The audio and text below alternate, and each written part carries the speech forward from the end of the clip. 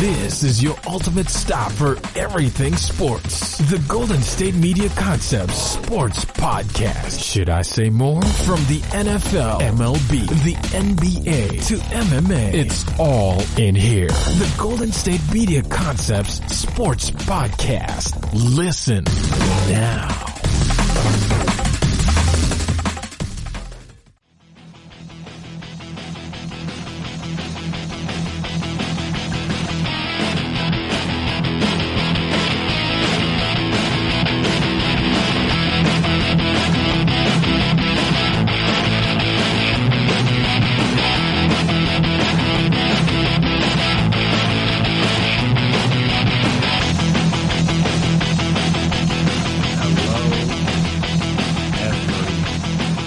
Hi, welcome to another episode of GSMC Sports Podcast presented by GSMC Podcast Network. My name is Chris Blades. And before we get started here today, I'm going to take the time to remind you, as always, if you haven't already, subscribe to the podcast. Make sure you never miss an episode. Make sure you're always on top of when we drop our latest stuff. Also, if you could please as well, give us a 5-star rating, write us a nice review. It'd be very appreciated, very helpful. Allow us to see what you guys like, what you guys dislike, the way we can improve, all that fun stuff. And also, if you're on social media, we're on social media, so you can find us there. Twitter, Instagram, Facebook, so we can talk, we can chat, we can debate, we can discuss. And, okay, so we have some good news and we have some bad news. The good news is that it seems as if the NFL season is going to attempt to start on time at the very least. I know there was an announcement that came, I think it was either like Friday or like sometime over the weekend, that NFL training camps are all set to open officially like the 28th. Like obviously like rookies report like I think it was like the 21st, something like that for most teams. Then the like quarterbacks and some other veterans like for then report on like the 23rd, and then like everybody else reports on the 28th, something along that timeline.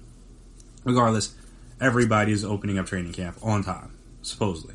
So that's good news. That means we are getting closer to all of our sports being back. Obviously, MLS is already back. Baseball is getting ready to start up this week officially. NBA, and like start their regular season because they've already done like the scrimmage games or exhibition games, whatever you want to call them.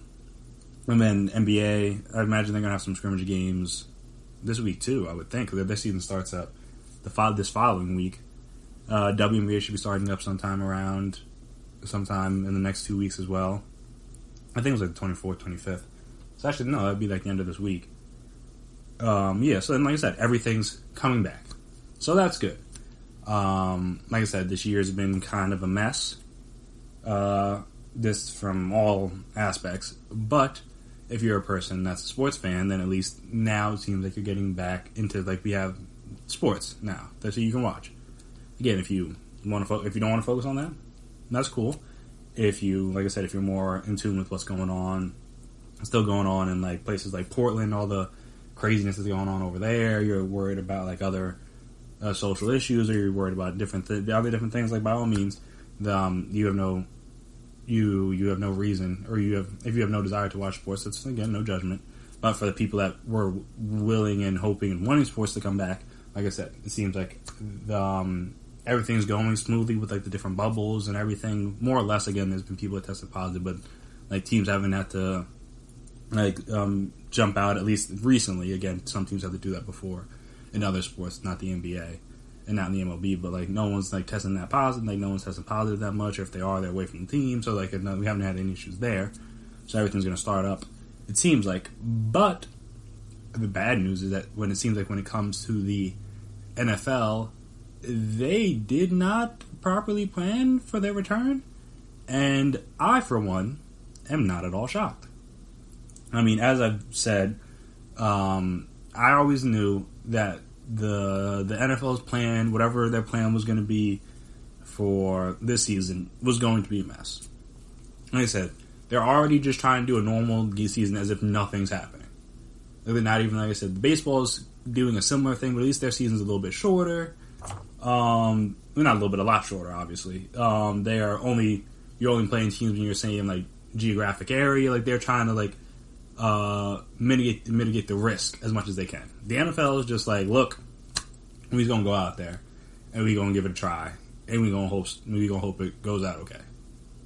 And Roger, the one other thing I will give him credit for, the one thing I will give them credit for is that Roger Goodell hasn't said a whole lot when it comes to this pandemic and what the league is and isn't going to do, other than the times you have to say that, like, the draft was going to get pushed back and things like that. But I said that he hasn't really given, there hasn't really been much talk about their discussions.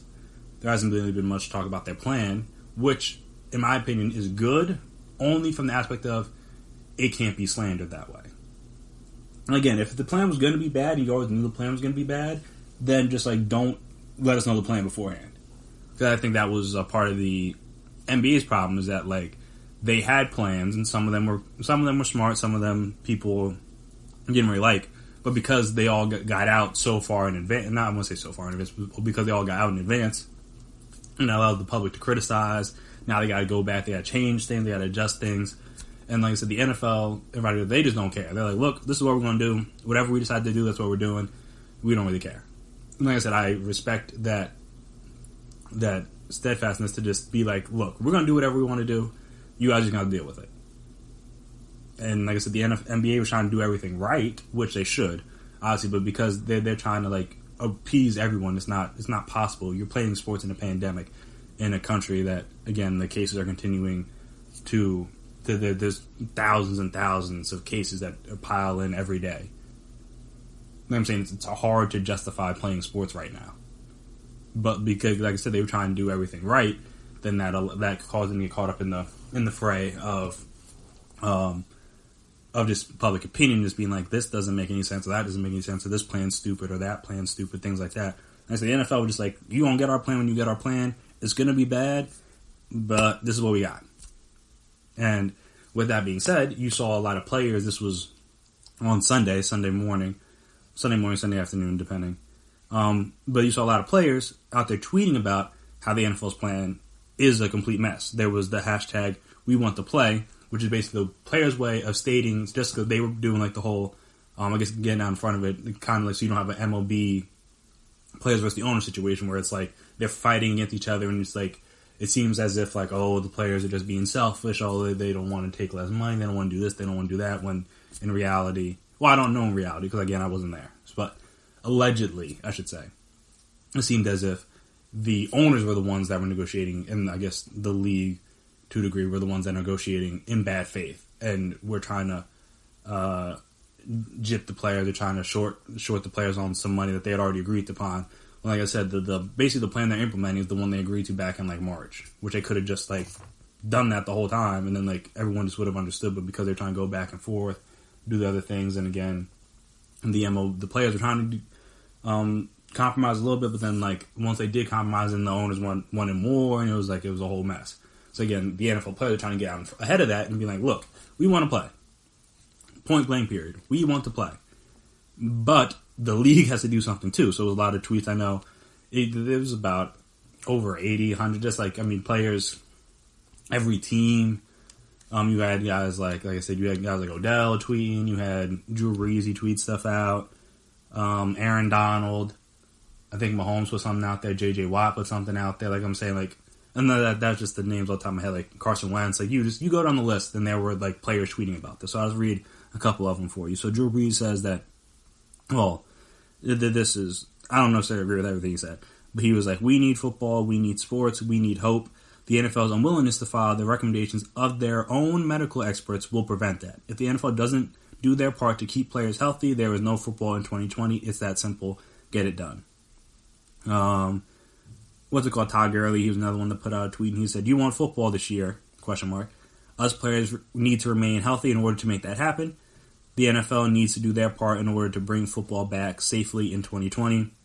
Myles Garrett, Jarvis Landry, J.C. Trotter, who is the NFLPA president, he tweeted as well. He put out, what you are seeing today is our guys standing up for each other and for the work their union leadership has done to keep everyone as safe as possible. The NFL needs to listen to our union and adopt the experts' recommendations.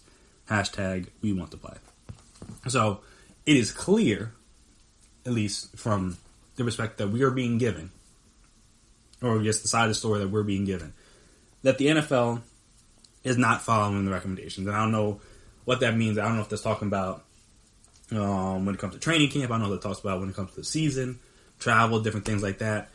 But from that aspect, I 100% believe that, personally.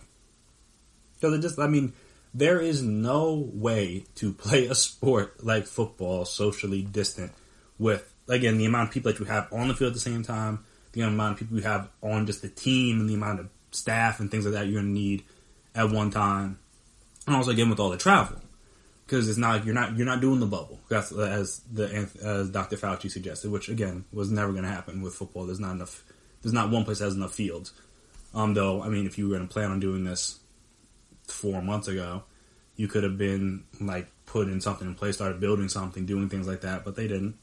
Not surprising. But they don't have a bubble, they don't have any travel restriction plans, they don't really have any. I guess they have little bits and pieces of their plan put out there, but they don't really have a full-fledged plan on how they're going to do this. They're still talking about doing preseason games, they're still talking about doing this, still talking about doing that, and the players are just this doesn't make any sense. How. And again, generally speaking, I know a lot of people will say this. Generally speaking, will these guys be fine? Technically, yes. Again, a lot of the fatality rate or the mortality rate with this disease is still relatively low, especially in younger people. But just because you didn't die doesn't mean everything's fine. I feel like not enough people talk about that when they discuss this disease. There's a lot of people that still, there's a lot of stories you can read about. You hear about people having lingering effects, things being their bodies taking 6, 8, 10, 12 weeks to get back to what you would call normal. And again, these people aren't athletes, so they just got to go about and live normal life. So they got to just go to the grocery store, maybe work from home, do little things here and there, maybe go for a jog or something. They're not having to perform at the highest level in a sport that is worth billions of dollars. That's not what they need to do. So I'm saying their physical ability does not need to be at the level that an athlete would need to be at. So I'm saying if someone catches this, and even if they catch it during training camp or whatever, alright, that's cool, but I'm what will be the effects for them in the short term and the long term? What are the effects will be for them for the rest of that training camp? What are the effects on them be for the rest of the season, for next season, for 5 years down the line, 10 years? That's why I think the thing that people haven't discussed about this enough. Oh, well, I don't want to say haven't discussed, but I think a lot of people like to gloss over is the fact that we don't really know what the long-term effects of even just surviving from this disease are. Because you see, even some people I know, you can read articles, and again, if you want to believe certain publications, you can.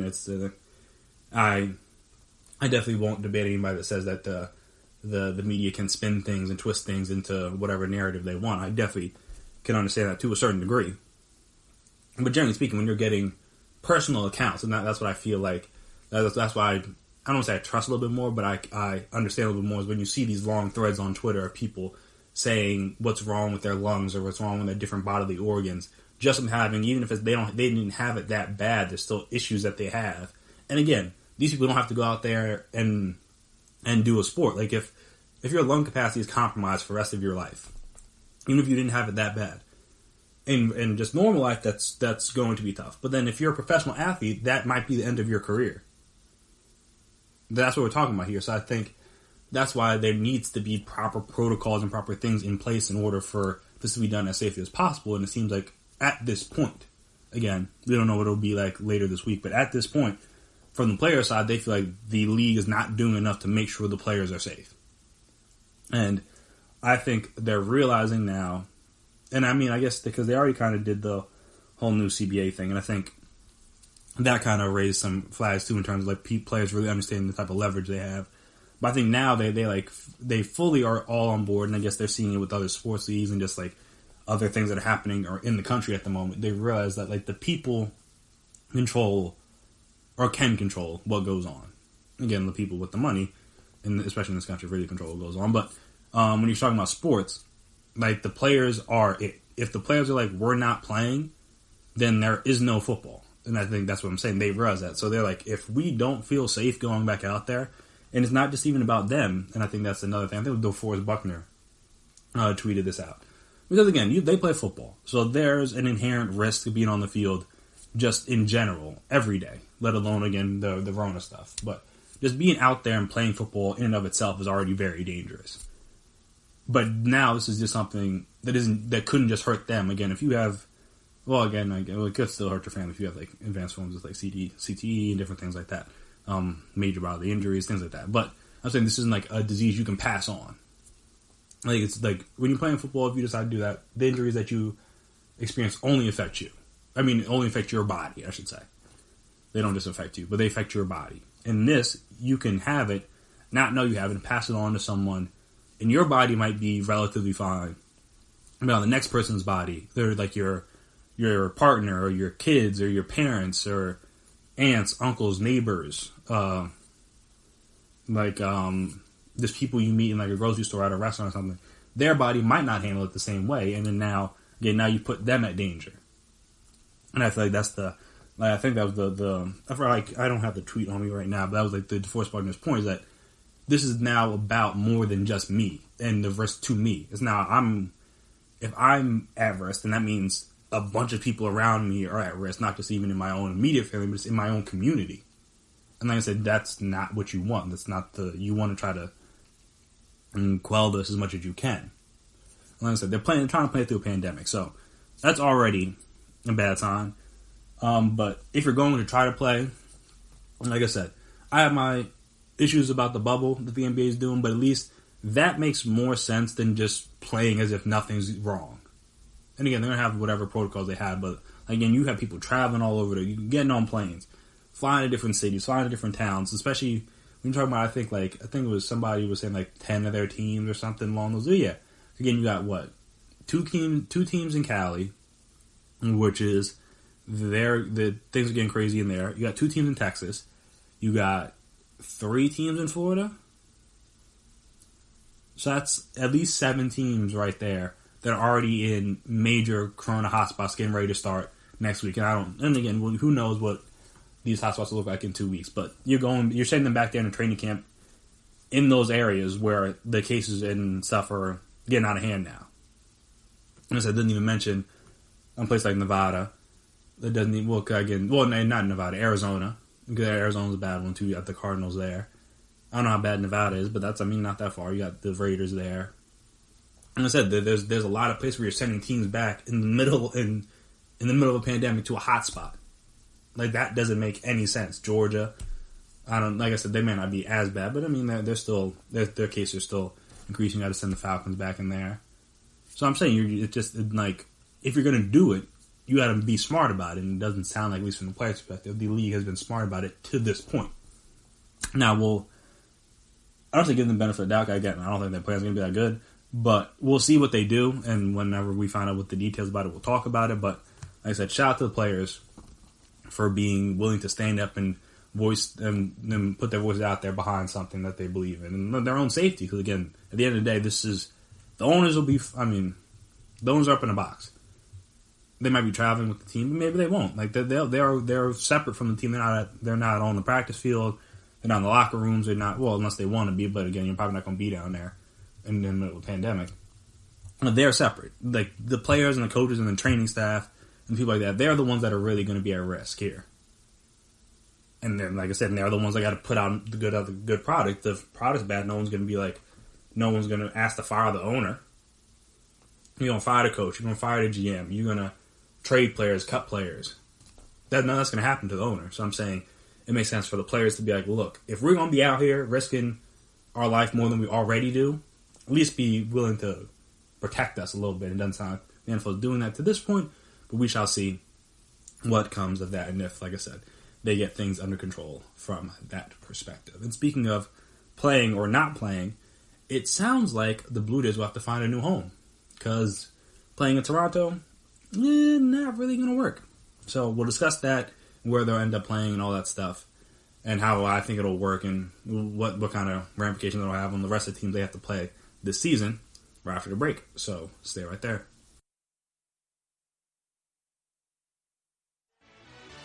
Are you looking for the very best NFL and college football podcast? Then check out the GSMC Football Podcast. Get the latest football news both on and off the field. From the NFL Draft to trades to the rumor mill to the NFL Combines. They got you covered. That's GSMCpodcast.com/football-podcast. Get updates on college rivalries, game day insights, and much, much more. It's football talk the way you want it. This show eats, sleeps, and breathes football. Don't forget to like them on Facebook and follow them on Twitter. Visit GSMCpodcast.com for more info.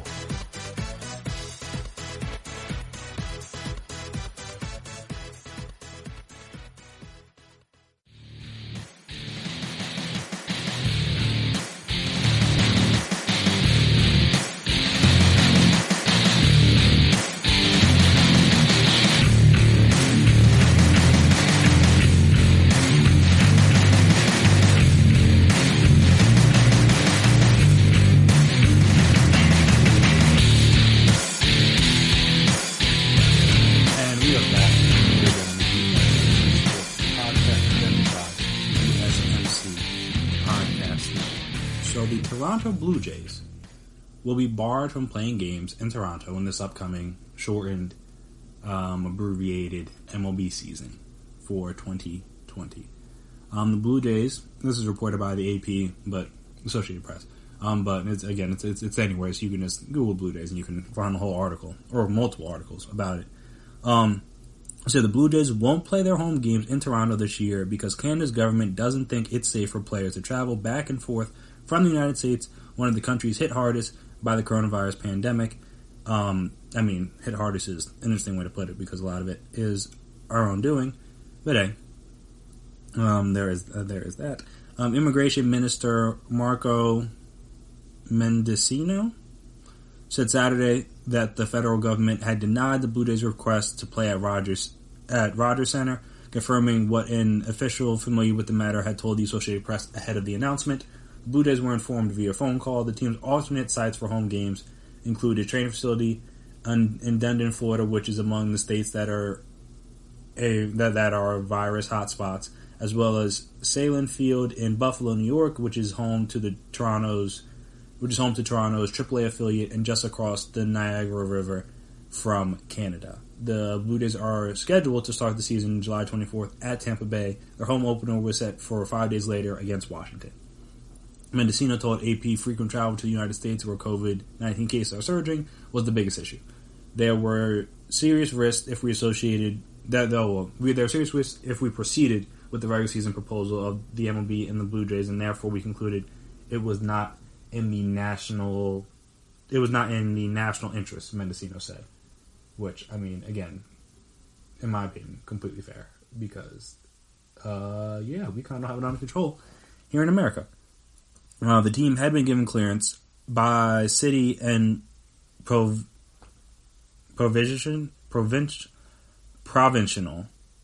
I think that's right, governments to play in its home stadium and was awaiting approval from Canada's federal government. The other 29 Major League Baseball teams plan to play in their home ballparks without spectators when the pandemic shortened 60-game season begins on July 23rd. Buffalo Mayor Byron Brown and Erie County Executive Mark Poloncarz have pushed for the team to relocate to the city. Let's find a way to make them the Buffalo Blue Jays this year, Poloncarz wrote in a text to the AP. Don't know about all that. Hey, we'll see. Blue Jays president Mark Shapiro said player health is a concern in Florida. He said the team has spent more time examining Buffalo in recent days, but said the stadium has infrastructure challenges. Yikes. A lack of space in the clubhouse makes social distancing difficult, but Shapiro said some players could have their lockers set up in suites, i.e. Vlad Guerrero Jr. and others. Salem Field also needs upgrades to its fence, to its field lights, and its training facilities, he said, so, that's kind of going to be a problem. Again, it's a minor league stadium, but, they only have, a week plus to kind of really figure this out, so I don't know how quickly or how long it takes to put up field lights or things like that, or to add to training facilities, but, it seems like that's going to be an issue. Now, again, if you can't get it done quickly, But hey, maybe that's just me. Dunedin, another place in Florida, don't know if I'm pronouncing that right,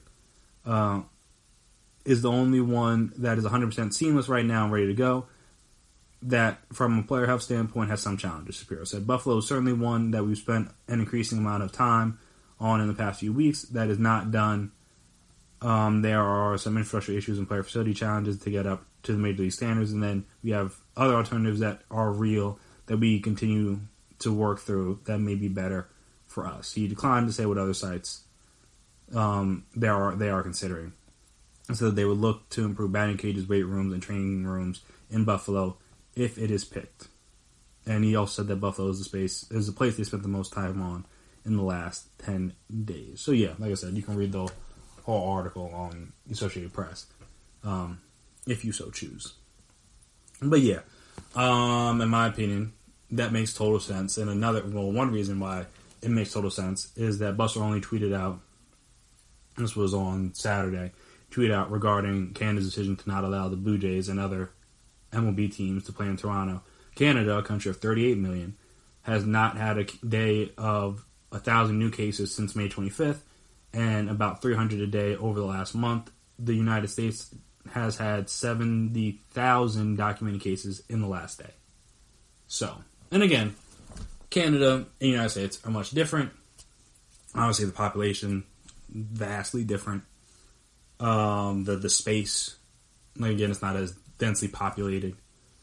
Just in general, obviously, not every state in the United States is like really packed in, but some states are, and some states, like again, the New Jersey, New York's in the world, the reasons why, among other reasons, because there are other reasons why they were hit so hard, at least in the beginnings. Again, everything's packed tight together. A lot of people using public transportation, gotta get to and from places, and if people aren't following the proper protocols, it's easy for it to spread very quickly. Like I said, there's other states where they haven't been hit even that bad still. 4 months in, they're still relatively fine, but again, there are some places where it's easier to spread out, easier for you not to be around other people and not be you have smaller towns, things like that. So, like I said, some states it's easier to do this or easier to deal with this type of virus than others. But still, as a country and as a whole, we haven't done a good job. So if I'm Canada, I'm like, why would we let these people into our country? I mean, like literally every other country is like banning us from traveling there. I just saw it today, like the Bahamas was like, yeah, nah, we're good. Like y'all wait until y'all figure it out with the virus, and then y'all can come back over here. But until then, we're good. We're basically been put on like a no-fly list by most of like European countries, like more so like the European countries. They're like, why would we let them over here? Like we got it under control. We're not just going to bring a bunch of Americans and that could potentially give it to us. I know there was a story I read, I think it was an American girl, but this was like months ago. I think she was in like South Korea or somewhere over there, and she was the root cause of like unintentionally, because again, she'd done everything right. She quarantined herself. She didn't like do anything. She like went right from the hotel right from the airport to a room, and again was staying isolated and things like that. But I guess somehow this person had contracted it from her via like an elevator that they both took. Again, not at the same time, but something happened, and she tested positive, like the American girl, and then her positive test led to, or her having the virus, I should say, led to like 70 other people getting it. And like I'm saying, that's just one person. Now imagine if you got hundreds and maybe even thousands of Americans just flooding all over Europe in different spots. Now we're talking about an area that has it relatively under control. Now they're going back through, and their cases are spiking again. And again, everyone, once you get it down, at least until you get the cold and flu season, where, I mean, well, especially here in America, we'll see how that goes, because a lot of people already get sick then anyway. So that's where it's going to be almost harder to tell like what you have, because again, any sort of ailment, any sort of illness, they're going to automatically assume you have that Rona, and that's going to be a whole mess. But yes, like cold and flu season is already like bad in this country for a lot of people anyway. But now you got this on top of it. It's gonna be a whole mess. So I'm saying like just like no country that's doing well wants to go back to where the United States is. So they're just like, we're just not gonna have you travel. So I said Canada, especially being one of the closer countries to us, or one of the closest, them in like Mexico. Well, at least, and I don't know if technically that's true, but at least like they're connected to us, so like that's what I mean. But yeah, I mean that sounds right? I wasn't too much of a geography guy in school, but like that makes sense. Like they're connected to the United States, like they should be the closest countries. Whatever, that's not my main point. My main point is that it didn't make any sense for Canada to be letting a bunch of teams in, because again, it's not like, I mean, I guess they would have been playing mainly as 9 different teams, but some of them are coming from Florida. I guess you have the Rays coming from Florida. You got the Marlins coming from Florida. Also, you have the Braves coming from Georgia, and down south is a little shaky right now. Everywhere else, like you got the New York teams, you got Boston, who's not that bad. You got Baltimore, not that bad. Philly, not that bad. See, it's really just be like the Braves, and then the Florida teams that you're really, really, really worried about potentially. But then because then you don't want them passing on to players, and the players end up passing on to the community, and then like again then now the whole city of Toronto is back under quarantine. And like I said, you don't want to take steps back. You want to keep making progress. You want to keep going from phase 1 to phase 2, then phase 2 to phase 3. You don't want to go from like California is going to have to do. We're going to have to go back to phase 1, where I know Texas doesn't want to do, but they may end up having to do it eventually. Go back to phase 1. Like you don't want to have to do that and start all over again, because that's just going to piss everybody off. That's always been my issue, is even with the sports leagues, that once it starts, you don't want to have to stop it again. And it's the same thing. It's like once you make progress towards like reopening and getting different businesses up and running, different places up and running, you don't have to go backtrack on that. And that could be potentially the case again in Toronto if they just let people in all willy and nilly for sports and stuff like that. So I understand why Canada's not doing it, but then again, like from Toronto's perspective, the Blue Jays' perspective, I feel like Buffalo makes sense if you can get it up to snuff. Because again, you don't want to be playing at a subpar park compared to everybody else, because everyone else is playing in their home stadiums, because it's America and we're just gonna figure it out on our own. But yeah, like that doesn't seem that's an unfair disadvantage to them, that they have to play at a less facility, or every team that they play less facility, where the locker rooms aren't as good, the batting cages aren't as good, the weight rooms aren't as good, all the different things that can help improve. Plus, like I said, they need to change the field lights and other different things, and they need to make adjustments to the both on and off the field at that stadium. So you don't want to have to go through that. But again, it just makes it's convenient. It's not that far. You're still relatively close, and again, it's not in the middle of a hot spot. But you go down to Florida at their spring training place. Again, is that MLB quality? Yes, but you're going down to Florida in the middle of a pandemic, where Florida's case situation is shaky. Again, cases don't always mean everything, because again, a lot of people are able to get tested now. Because before you can only get tested if you were really sick, but now anybody can just get tested. So again, you got a lot of asymptomatic people getting tested and stuff like that. But still, positivity rates high and things like that. And I'm not even getting into all the sciencey stuff. But I mean, the main point was that you don't want to go down to Florida right now if you don't have to. In my opinion, if there's other options, you're going to be like, all right, but let's go option B or option C, so we don't have to go down there. Until, like I said, if they were doing better, then you'd be more willing to do that. But again, since they're not, it's like, why would we put our team and our players and our staff and the members of our franchise and our organization at risk when there's other options? Again, are they necessarily better or like worse? Maybe not. But at least you know that they're safer when terms of come to this. So, like I said, from Toronto's perspective, I get why, one, they weren't going to let people in Canada, because it just doesn't make any sense. And two, why they're not going to go down to Florida, at least for the time being. Again, we'll see what they decide officially. For the time being, it seems like Buffalo is the most logical option, which to me, that would be the most logical option. If I was going to go from Toronto, just slide it down to Buffalo, if you can. Get everything up to snuff as quickly as you can, and just go from there.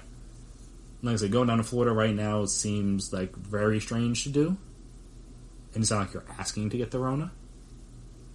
But again, we'll see if they aren't able to get it up to the Buffalo field up to snuff quick enough. Then you got no other option. You have to go down there. Like I said, if you have an option, I feel like you should explore that other option because, like I said, until Florida gets it together, I feel like you should be trying to avoid it if you could. And again, not everybody can, but if you could. So, we'll see about that. But yeah, will be interesting to see how the Blue Jays fare in a new stadium, for at least for this year.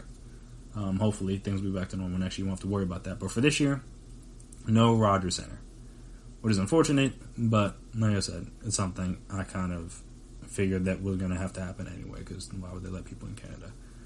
Well, why would they let Americans in Canada, I should say, because we don't have it under control. So, there's that. And speaking of trying to get things under control, I think the segue works. So there's the NCAA is going to go in front of Congress, I believe it's sometime this week, with their new name, image, and likeness bill. Just like the beginning stages of that bill, and to try to like get things passed and stuff like that. So we'll talk about some of the provisions they put in there, some different language and things that they have in there, and just like how I think it's going to work, if I think it's going to work, things like that. So we'll discuss all of that right after the break. Stay right there.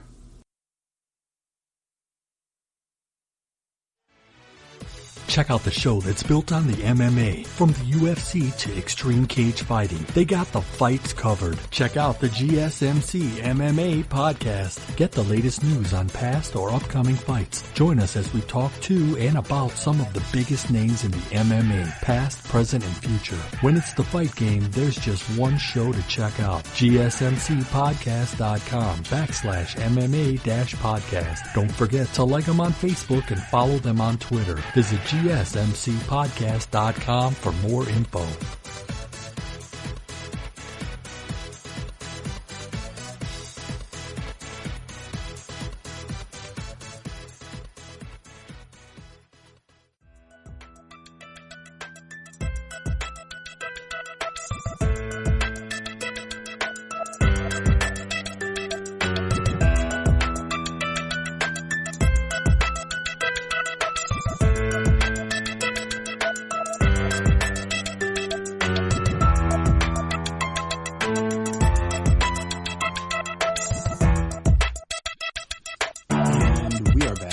Here again on the GSMC Sports Podcast, presented by GSMC Podcast Network. So this is from Sports Illustrated. Though again, if you do your Googles, you can find articles in different locations, but I'm just reading the one from Sports Illustrated. So the proposed NCAA NIL legislation is a restrictive first step, but a first step nonetheless, for student athletes.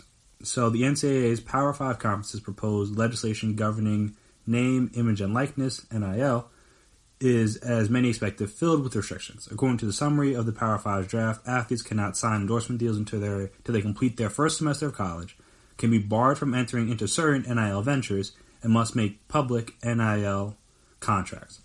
Power 5 athletic leaders feverishly working this summer on NIL legislation plan to present the semi-finished product to Congress next week, which I don't know if that's this week or the following week. But it might be this upcoming week, so we'll see. In a Senate Judiciary Committee hearing on Capitol Hill, the latest step in advancing NIL down the path to a universal congressional bill. So we'll still should obtain a summary of the proposed legislation, which is called the Student Athlete Equality Act, interesting, of 2020. While only an outline of the act, the summarized document provides another window into the NCAA's thinking on a uniform set of athletic compensation guidelines.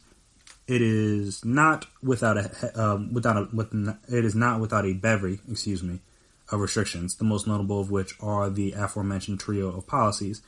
In the first, NIL deals are delayed until athletes' second semester in college. The NCAA would also permit schools to prevent athletes from entering into endorsement agreements that violate university standards or that conflict with institutional sponsorship agreements. I guess that kind of makes sense. Like if your school's like Jordan brand or like Adidas, and you get like a Nike deal, like that would be like kind of awkward. So that part I do get, and I don't know if that means, I don't know what that means that violate university standards. That means that like brothers can't get sponsored by like OnlyFans or like different adult sites, things like that, or adult companies, things of that nature. Like I'm curious to see what that means in regards to that kind of stuff. But I guess we'll find that out shortly. Well, I guess not shortly, but like eventually we'll find that out. In the third policy, contracts that athletes enter with both agents and businesses must be disclosed to the public to help prevent athletes from acting without sufficient information, while also ensuring that deals are not recruiting inducements. I'm not sure what that means, but all right. NIL restrictions are at the heart of the debate all over a university bill governing athlete compensation. Blah blah blah. But yeah, and so it goes on more to talk about like from the athlete's perspective and just talk about some of the people that are going to be hearing on it from the Capitol Hill side. Apparently, Lindsey Graham, he's the Senate Judiciary Committee chairman, so let's see what he decides to do. But yeah, we shall see. But yeah, so that's the basic gist of it. You get the main gist is the three main policies that the NCAA is going to try to at least get put in place for now, which are, again, that the player cannot enter into a deal until after his first semester, not after his freshman year, after his first semester. The second one was that, where is it? Man, I don't know. I think I literally just read it, but I don't know why I can't find the second one. Can be barred from entering into certain NIL ventures. Just like I said, like the I imagine that's the same thing, like the meets university standards. It doesn't conflict with different things, and then must be made public. Those are the three. I don't know why it took me so long to figure that out, but nonetheless, those are the three. So that's that's where we're gonna dive into. So the first one is interesting to me because if I'm a basketball player, like if I'm going to go to college to play basketball and I'm like a one and done type, so I'm not going to be there for that long. I'm only going to be there for 2 semesters, really. That would be really dumb to me. Again, I don't see what these guys choose, but to me, that the whole we gotta wait till the first semester thing is dumb. So like, think about just like in recent years, that's like telling like Zion, like, all right, you can't sign an endorsement deal till, I guess what, the second semester start in like January. So by then, he already has he's already built up all his buzz from high school and all the viral clips and everything like that.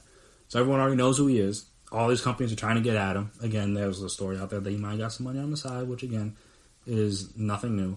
Probably should have got more, but I mean that's a different conversation for a different day. But yeah, so then you got that. So he's already, like I said, his name's already buzzing. He's already, like, again, a lot of people approaching him and wanting to do stuff with him, work with him.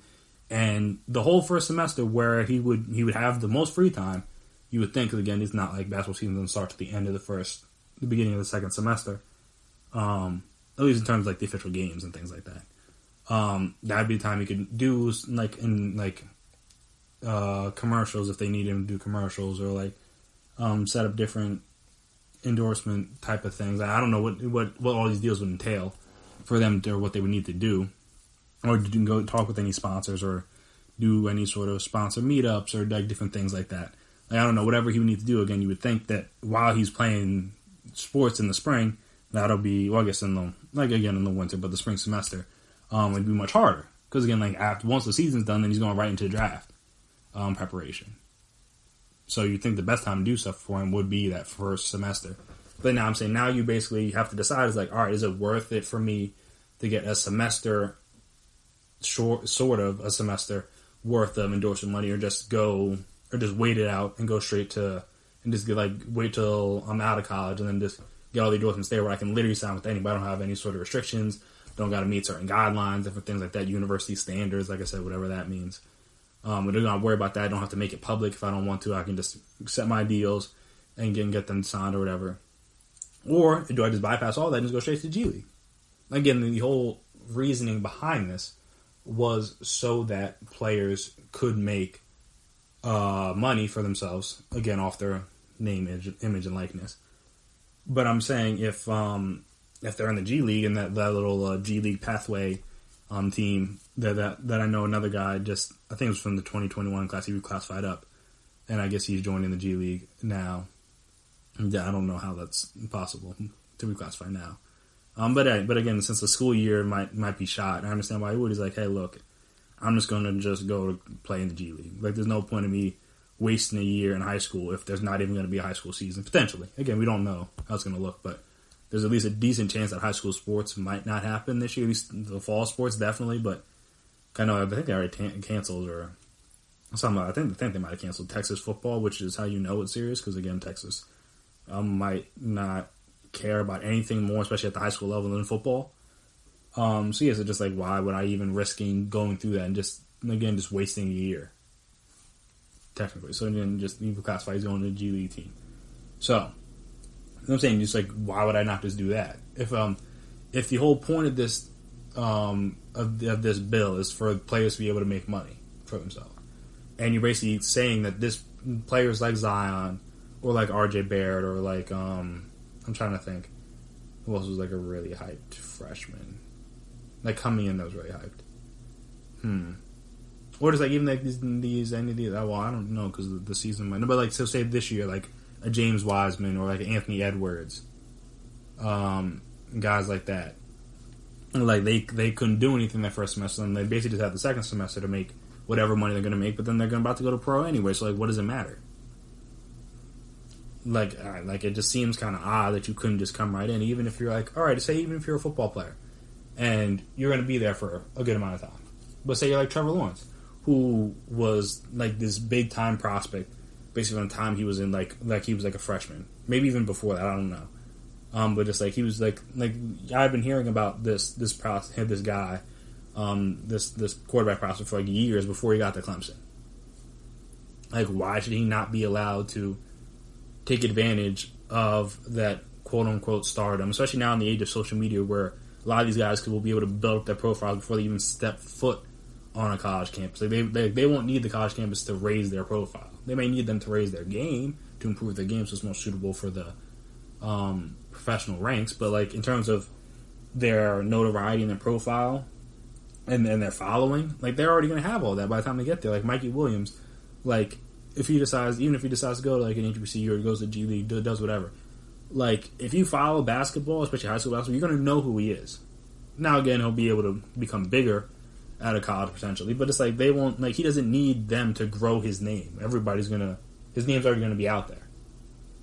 So I'm saying, especially so, he's only going to be able to utilize this for 1 year. Or for one semester, let alone 1 year. One semester we're talking about here. Like, how does that make any sense? And I said, just going back to Trevor Lawrence real quick. So I'm saying, like, yeah, so he's like, why would he not be able to utilize the fame, and again, the same thing like Mikey Williams, like the fame and notoriety he's been able to build up to this point, if you know he's potentially going to be a starter. Now, again, if you're a rookie, I mean, not a rookie, if you're like a backup or whatever, you're not going to get the starting gig. All right, fine, cool, that makes sense. But then even with that, it's like, say you're like, I'm trying to think. Say you're like, what the North Carolina quarterback's name, Sam Howell. I don't know if he's a redshirt freshman, just a true freshman. I think he was a true freshman. But like, once you realize, like, oh, I'm kind of good, or he's playing really well, why would you not want to get in on, like, why do you want to have to wait until after the season to sign whatever name, image, likeness deal you want to sign? Like, why would I want to capitalize on that now? If you can, because then you don't know, like, maybe you get hurt in like December, November, late November. Now, all of a sudden, the deals that might have been there in October, they're not going to be there. Potentially, again, the same type of deals. Again, they'll probably be thinking forward to the future, but in terms of in the immediate, it's like, why would you not want to capitalize on that buzz, on that notoriety right then? If you have it, again, not a lot of guys play as freshmen, especially at the bigger schools. But if you did, it's like, why would you not want to capitalize on that? Like, immediately. Like, why have to wait a whole summer? Like, I guess I'd have to do more digging into this, and again, feel free to let me know if there was like a specific reason why.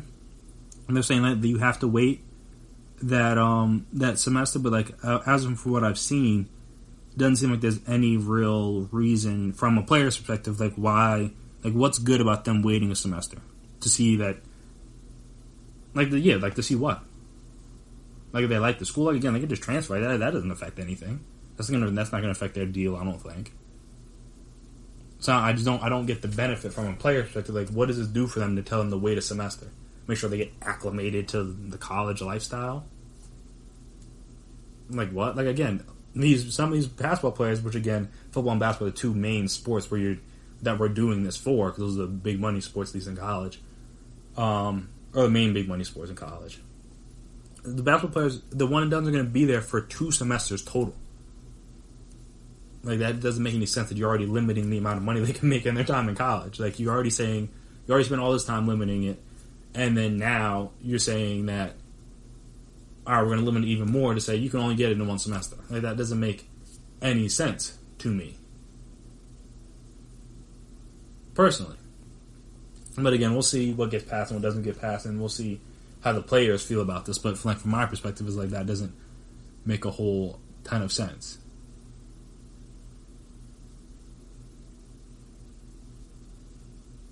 To me, again, like I said, we'll see. Well, like I said, we'll see what goes down. But just like that part doesn't make any sense.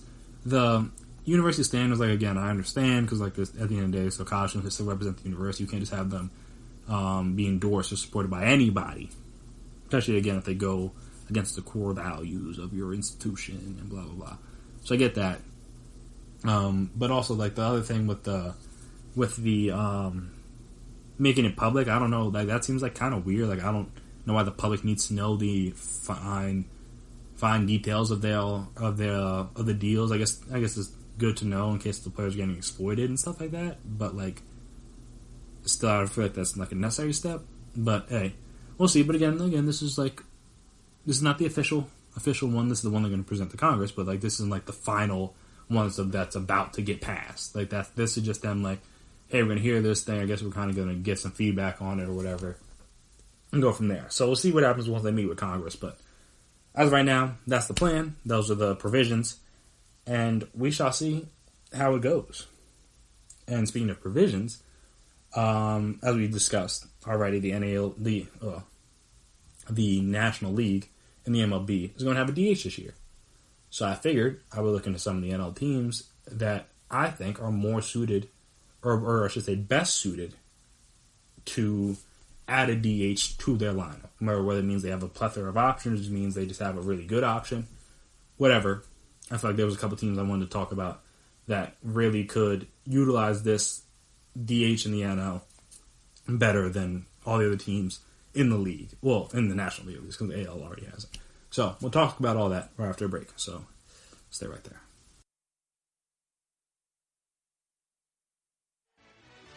Are you looking for help for your fantasy football team? Check out the GSMC Fantasy Football Podcast. Get today's best advice on who to start, who to sit, even who you should draft. From sleeper picks to red-hot lineups, they got it all covered for you. That's gsmcpodcast.com/fantasy-football-podcast. We'll cover traditional leagues, dynasty, PPR, even IDP leagues. When you need fantasy help, there's just one show to hit up. Don't forget to like them on Facebook and follow them on Twitter. Visit gsmcpodcast.com for more info.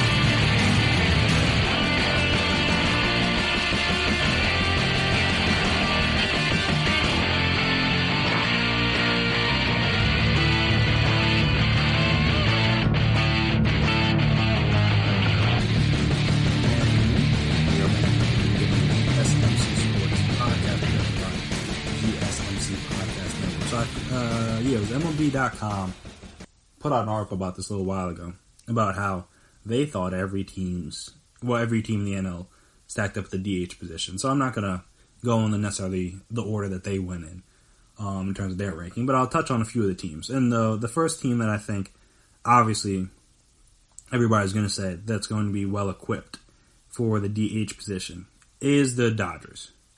And I want to talk about them first, is because the way they're going to push DH, in my opinion, and we'll see how it goes, they're going to do it a little bit differently than most other teams will be. Or even, like, again, not even just in the NL, but in the AL as well. Like, they have 7, 8 guys that could potentially be the DH. Like they have, I know that MLB.com listed like Matt Beatty, Gavin Lux, Jock Peterson, AJ Pollock, Edwin Rios, Chris Taylor, and even Will Smith if he wants to if he has a day off from catching. They could all potentially be the DH. Enrique Hernandez could be the DH. And then again, that doesn't even get into the fact that if you wanted to give people a rest, you could put Cody Bellinger or Max Muncy there for a game or a couple games or for a series, however you wanted to do it. Like I said, like their options are just more plentiful than most other teams. And a lot of it has to stem from the fact that, in fairness, the Dodgers, in many past years, or at least in many years recently, have had too many good players to put on than there are spots in the field or spots in the lineup. Seeing as you always have to hit the pitcher. Like they just had a lot of good. They just had like a lot of good players on their team at the same time. It's a great problem to have where you have like, all right, we almost have too many guys that need to be in the lineup regularly. But I'm saying since they have that, and now there's a DH position, it's like, all right, well, boom, now we can get one of those guys. And then again, you just like, I'm assuming since it's a shortened season, you only have time to do a whole lot of configuring. So you gotta ride the hot hand. It's like, all right, if Beatty gets off to a hot start, or if or Gavin Lux is off to a hot start, or AJ Pollock is off to a hot start, it's like, all right, well then we'll just leave him in there. Like there's no reason to wiggle with it or try to figure it out a little differently. And like I said, then even one of the days, because I know Cody Bellinger, Max Muncy, those guys are going to be in the lineup every day. But it's like, all right, you want to put somebody else out in the outfield today? Or you want to put somebody else at first base today? Like, all right, cool. And then we'll just have Cody Bellinger DH. Or, like I said, we'll have Max Muncy or just whoever. Whoever they would want to put the DH. Not to say those are the only two guys they could. But I'm saying, just like, when you have that, you have the option to be like, all right, well, we're going to give you guys a rest. So, we're going to, like, all right, we're trying to get a look at a couple of the younger guys. Cody, Max, one of you guys who does DH today. Like, instead of having the day off, you could just hit. You could just hit. If that's cool with you. And I'm saying that that's not a luxury that a lot of teams are going to have. And like I said, that's almost kind of like an AL problem where I know some AL teams, they might have a couple guys they can utilize at the DH spot for different matchups and things like that. And like I said, the Dodgers have that kind of problem right now, which again is a good problem to have. We have a lot of good players. But yeah, if there's just ever a time you're like, you know what, I just want to, we're just going to try this there. We're going to try that. Like I said, they have the options. They can literally put, like I said, I mentioned like 8, 9 guys that they could potentially put at the DH spot. So again, that's just like a benefit that most other teams just won't have, especially in the NL. They just don't have the option to be a by committee approach. It's going to be like one guy or another guy. Like that's really going to be it. And speaking of a team that's basically going to probably put one guy there, the Nationals are a team that's going to do something like that, in my opinion. They signed Starlin Castro. They have Starlin Castro. They re-signed Ryan Zimmerman. They re-signed Asdrubal Cabrera. They obviously let Rendon go, but they signed Eric Thames. I don't know if I pronounced that right. But yeah, so they got enough infield guys that are getting the stuff. Trey Turner, Carter Kieboom, if he again just lost out on third base spot, they're gonna have enough infielders. So with that being said, they got to figure out a spot because they also re-signed Harry Kendrick, and he was sensational for them with the bat, at least in the playoffs, the last season. And again, he's a little bit older too, so it's like in his fielding wasn't as great. I don't think wasn't as good this past year, which is why he was mainly just the DH whenever they could, and then they would play him at second when they had to play him. But if there was a DH available, I guess mainly when they got the World Series, obviously, then he was the DH. And again, he was good in that role. It allowed them to put their best defensive lineup out there while also keeping his bat in the lineup. And I'm saying that's assuming he doesn't have a drastic fall off. That seems like it would be a good thing to do now too.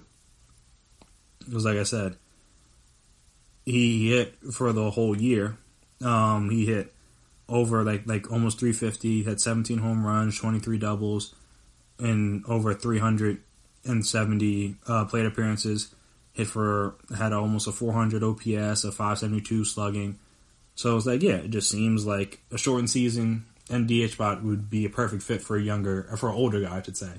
That again, just probably is better at bat than he is in the field at the moment. So I feel like So again, these are two completely different approaches that we're going to have. The Dodgers are going to go by the committee approach, or could. Again, we don't know what they're going to do, but they have the opportunity to go with the committee approach, where they can pick any number of guys, or pick from, I should say, any number of guys to be the DH for that game. While, like I said, the Nationals, for example, they're going to have, like, all right, it probably just makes sense to put Howie Kendrick in there. And then again, if you want to give him a day off and switch somebody else in there, that's fine. But for the most part, I feel like if you're going to bring Howie Kendrick back, it was for the bat. That's the reason why he played so much in the postseason. That's the reason why he was. That's part of the reason why you won the World Series again.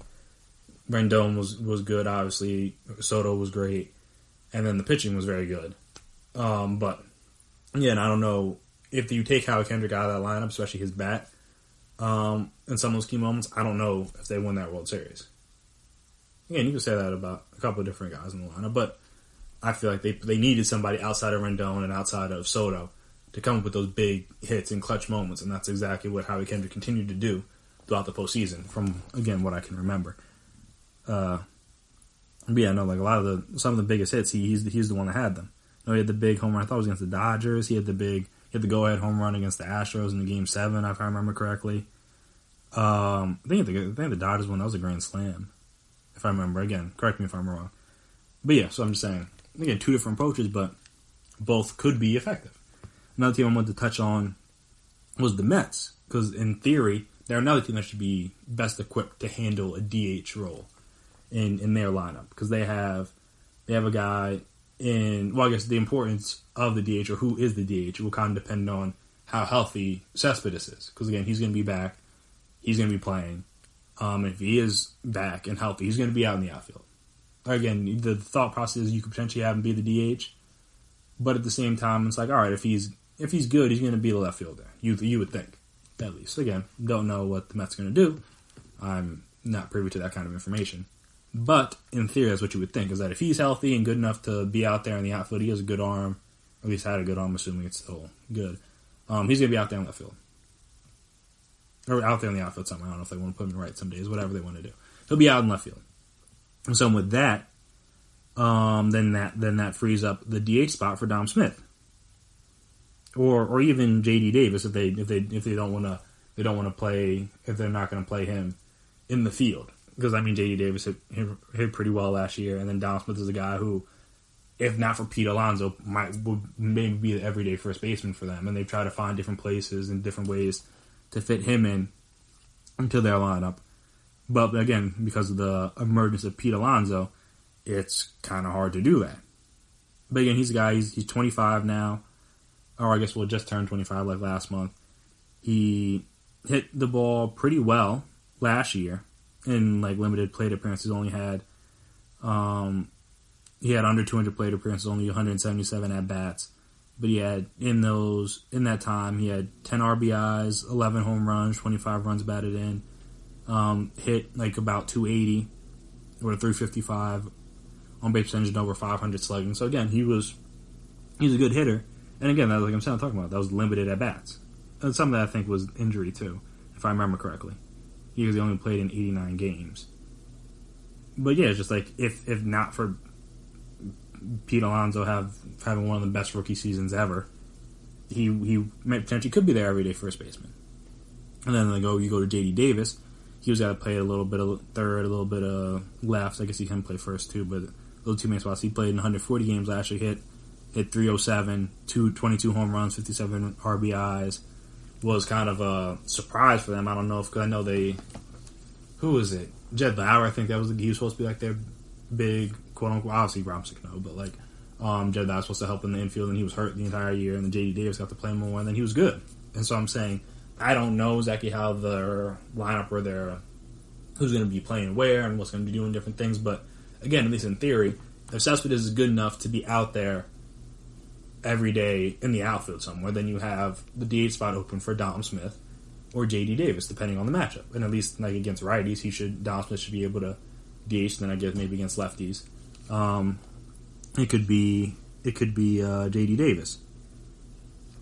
So yeah, it's just one of those things where it's like, all right, like they should have good enough options out there. Now, how they end up playing everything, or I guess how they end up hitting, is, I guess, we'll find out soon enough.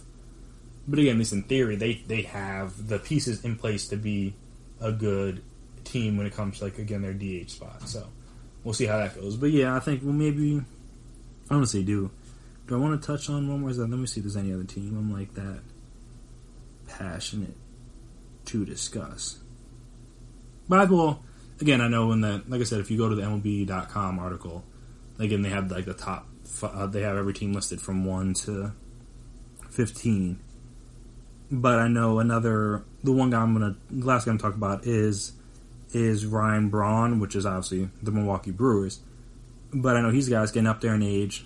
He's at 36, but he's still a pretty good hitter. He had 22 home runs last year, a 116 OPS plus last year, and the DH allows them to keep him in the lineup, where you don't need him in the outfield. You don't need him because, again, obviously he's maybe a little bit slower, doesn't have the arm strength that you used to have, all that stuff. But again, just continues to give them an option to, like, again, if he's still going to be good at the plate, it's like, why take him out the lineup? So then this is the move that keeps him in the lineup. So you either take him or Justin Smoke, stick one at first base, and the other at DH, because, I mean, Smoke's a natural. Oh, well, he plays first base he played first base throughout most of his career, so he would make the most sense to be the first baseman. So then, cool, yeah, you just put Ryan Braun at DH, short season, just let him hit the whole time. Avisel Garcia will probably in the outfield full time, then boom, you're good. And then the other guy that they talked about was Keston Uria.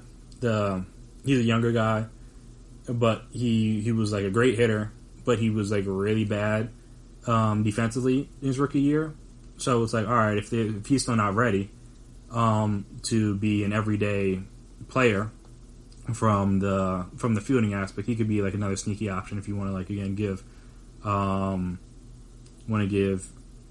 Braun some rest, or you want to just, like, again, go with a different option. Because yeah, he hit 303, 19 home runs, 49 RBIs, 23 doubles, 570 OPS, a 138 OPS plus.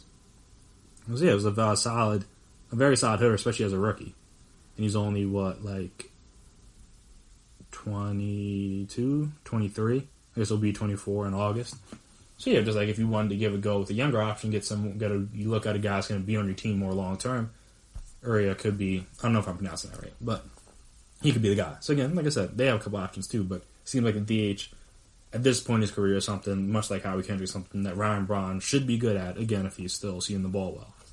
And like I said, if you don't want to, you want to put him playing in the field sometimes at first, you can just have Justin Smoke. He could DH, or like I said, you have Uria as an alternative, a sneaky alternative, if again he's not ready to hold down an infield spot. But yeah, it's just like those all seem like pretty decent options. So yeah, like I said, that's just four of the teams. There's obviously more teams. Again, obviously there's 15 teams in the league, but there's other teams that have good options out there as well. These are just the guys I personally wanted to touch on. So yeah, should be interesting. Like I said, I'm happy they're getting the DH now. It's in 2020. They should. I don't know why. Again, I don't understand why the MLB had different rules for different leagues. Like it was always kind of weird to me. It's just like, just have the DH hit. Have a DH. Pitchers really don't hit. Is it cool when a pitcher can hit? Yes, of course. But most of them can't. So it's like, why not just have another hitter? That's why you pay these guys, is to hit or to be in the field. But yeah, it's just like, why not just have other people hit that can actually hit? Like, it's their job to hit. Like, pitchers, it's their job to pitch. It's not their job to hit. If you can hit, cool. But again, most of the times you go up there, most of these pitches are automatic outs. So like, all right, let's get somebody that's not an automatic out. Make the games a little bit more exciting. So I am all here for it. It should be a fun time. But we shall see how these different teams and the different strategies that go about handling this position, especially. So we'll see about all that. And so yeah, after this next break, I'm going to come back and I'm going to discuss the NFL draft. And now I know you may be a little confused. You're like, well, we haven't even had the season yet. And that's true. But what if there isn't a season? How would the draft go? I know Yahoo Sports, they put out an article about some different scenarios that they kind of went through. and about different possibilities that the NFL could go with in case there's no draft. And I found a couple, and I liked them. So I thought I would discuss them. I'll tell you which ones I like more and stuff like that. But we'll get into all of that right after the break. So stay right there.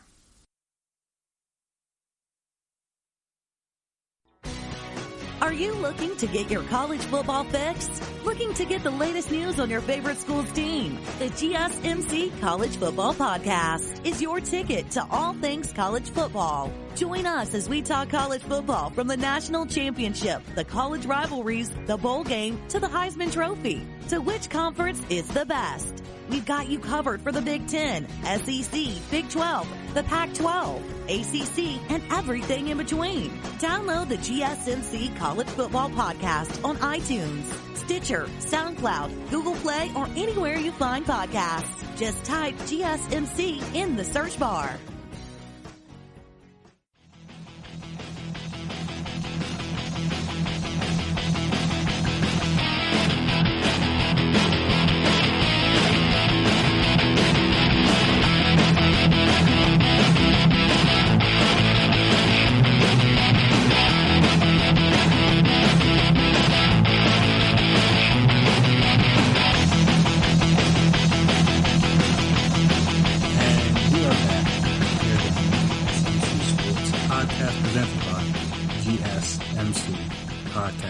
So, like I said, seeing as we don't really know what's going to happen with the NFL, and seeing as the NFL and their safety protocols may or may not be a little iffy, mainly because I really don't know if they have any that meet the player standards at this point, which is kind of crazy because, training camps report officially next Monday.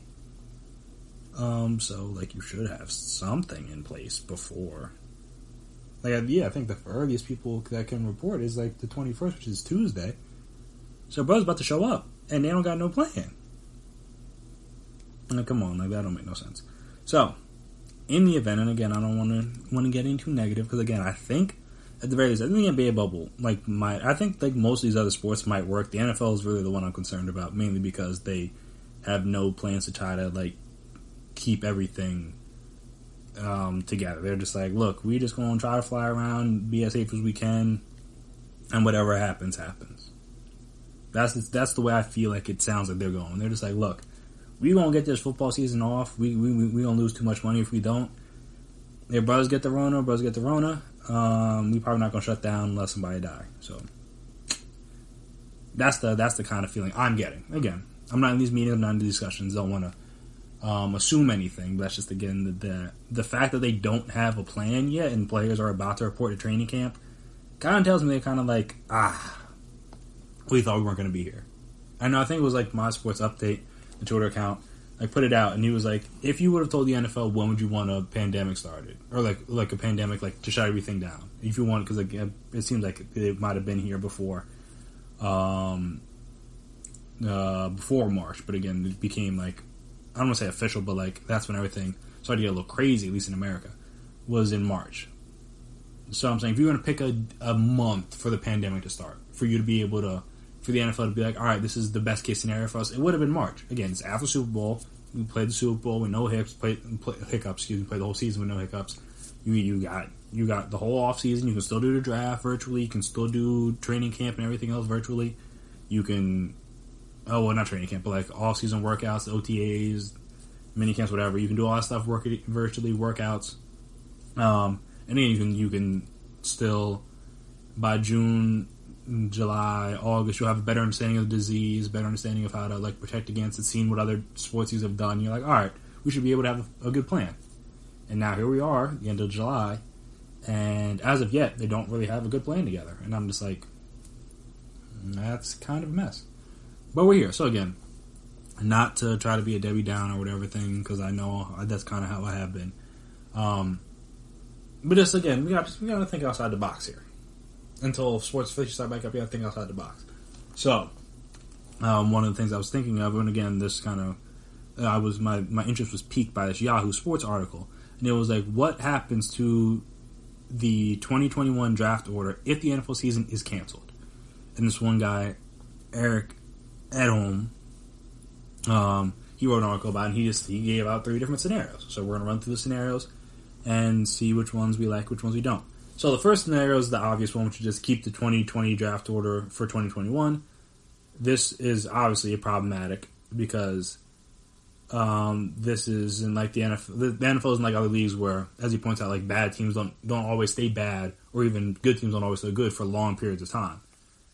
Like, I think they said the NFL teams that earned top 5 selections from 2015 to 2019, whether they traded the pick or not, gained a net average of 3.64 victories with ties counted as half a win, which resulted in an improvement of .228 in win percentage that ensuing season.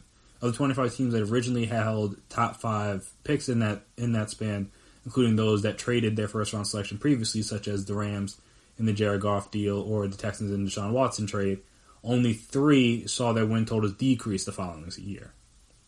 A little shock. The Browns accomplished that twice. In that span, the Browns were also the only team to pick again in the top 5 the following year, landing there in 2016, 2017, and 2018. The point is, bad teams one year roundly tend to get better the next year. So that's what I'm saying. It just seems like, all right, you keep the draft order the same, so now you have the Bengals picking number 1 again. And obviously, they just picked Joe Burrow. They're not going to pick Trevor Lawrence. So then now, even as he points out, even if they think Trevor Lawrence is better, that there's really no point to draft a guy to be the guy. Then the next year later, having not seen him play at all, so you don't know that he's bad. You don't know he's good, but you don't know he's bad. Just have them pick a new guy. And while I understand that there's like a 3-year difference in age between them, but still at the same time, like that doesn't make any sense. You could easily go Penei Sewell, offensive tackle from Oregon, or Jamar Chase from LSU, or somebody, Micah Parsons, whoever. I mean, they drafted a bunch of linebackers, but maybe a pass rusher if they wanted to do that. Like, there's a lot of options they could go if they got the number 1 pick.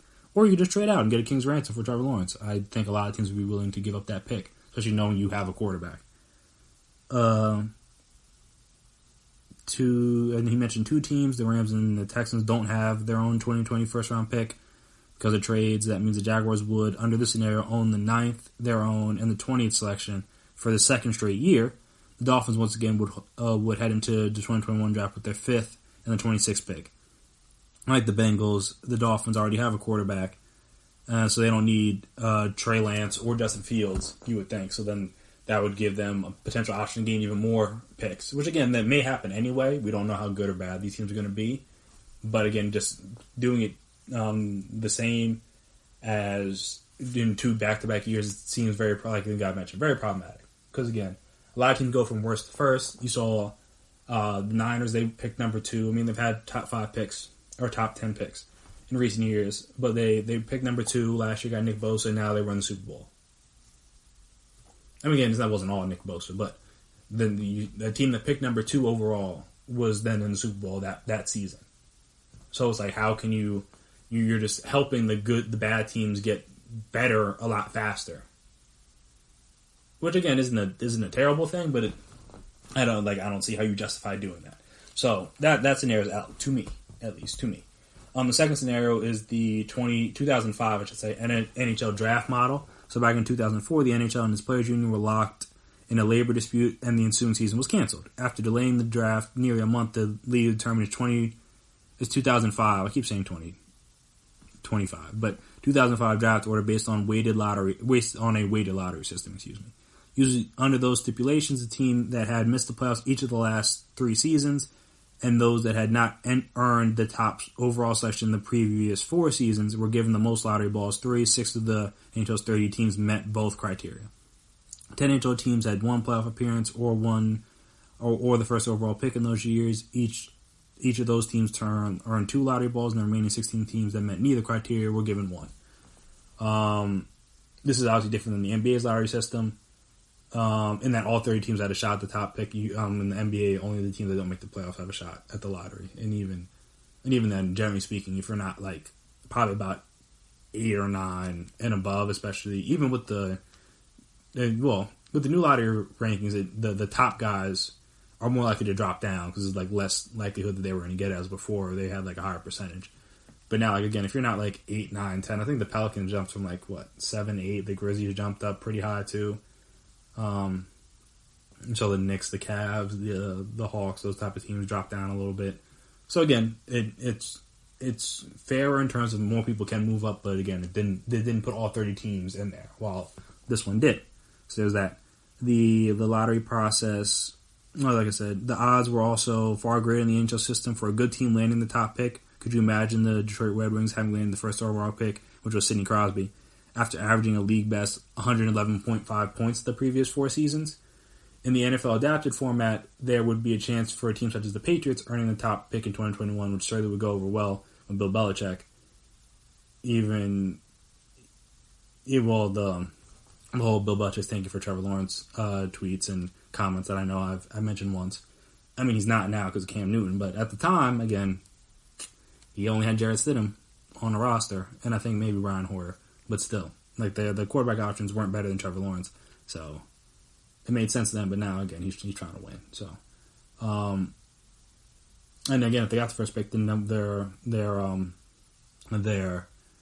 tweets wouldn't look as absurd. So, we're not gonna go through all the other minute stuff, but just like in their NHL's model, like I said, you can read through the Yahoo Sports article if you want to.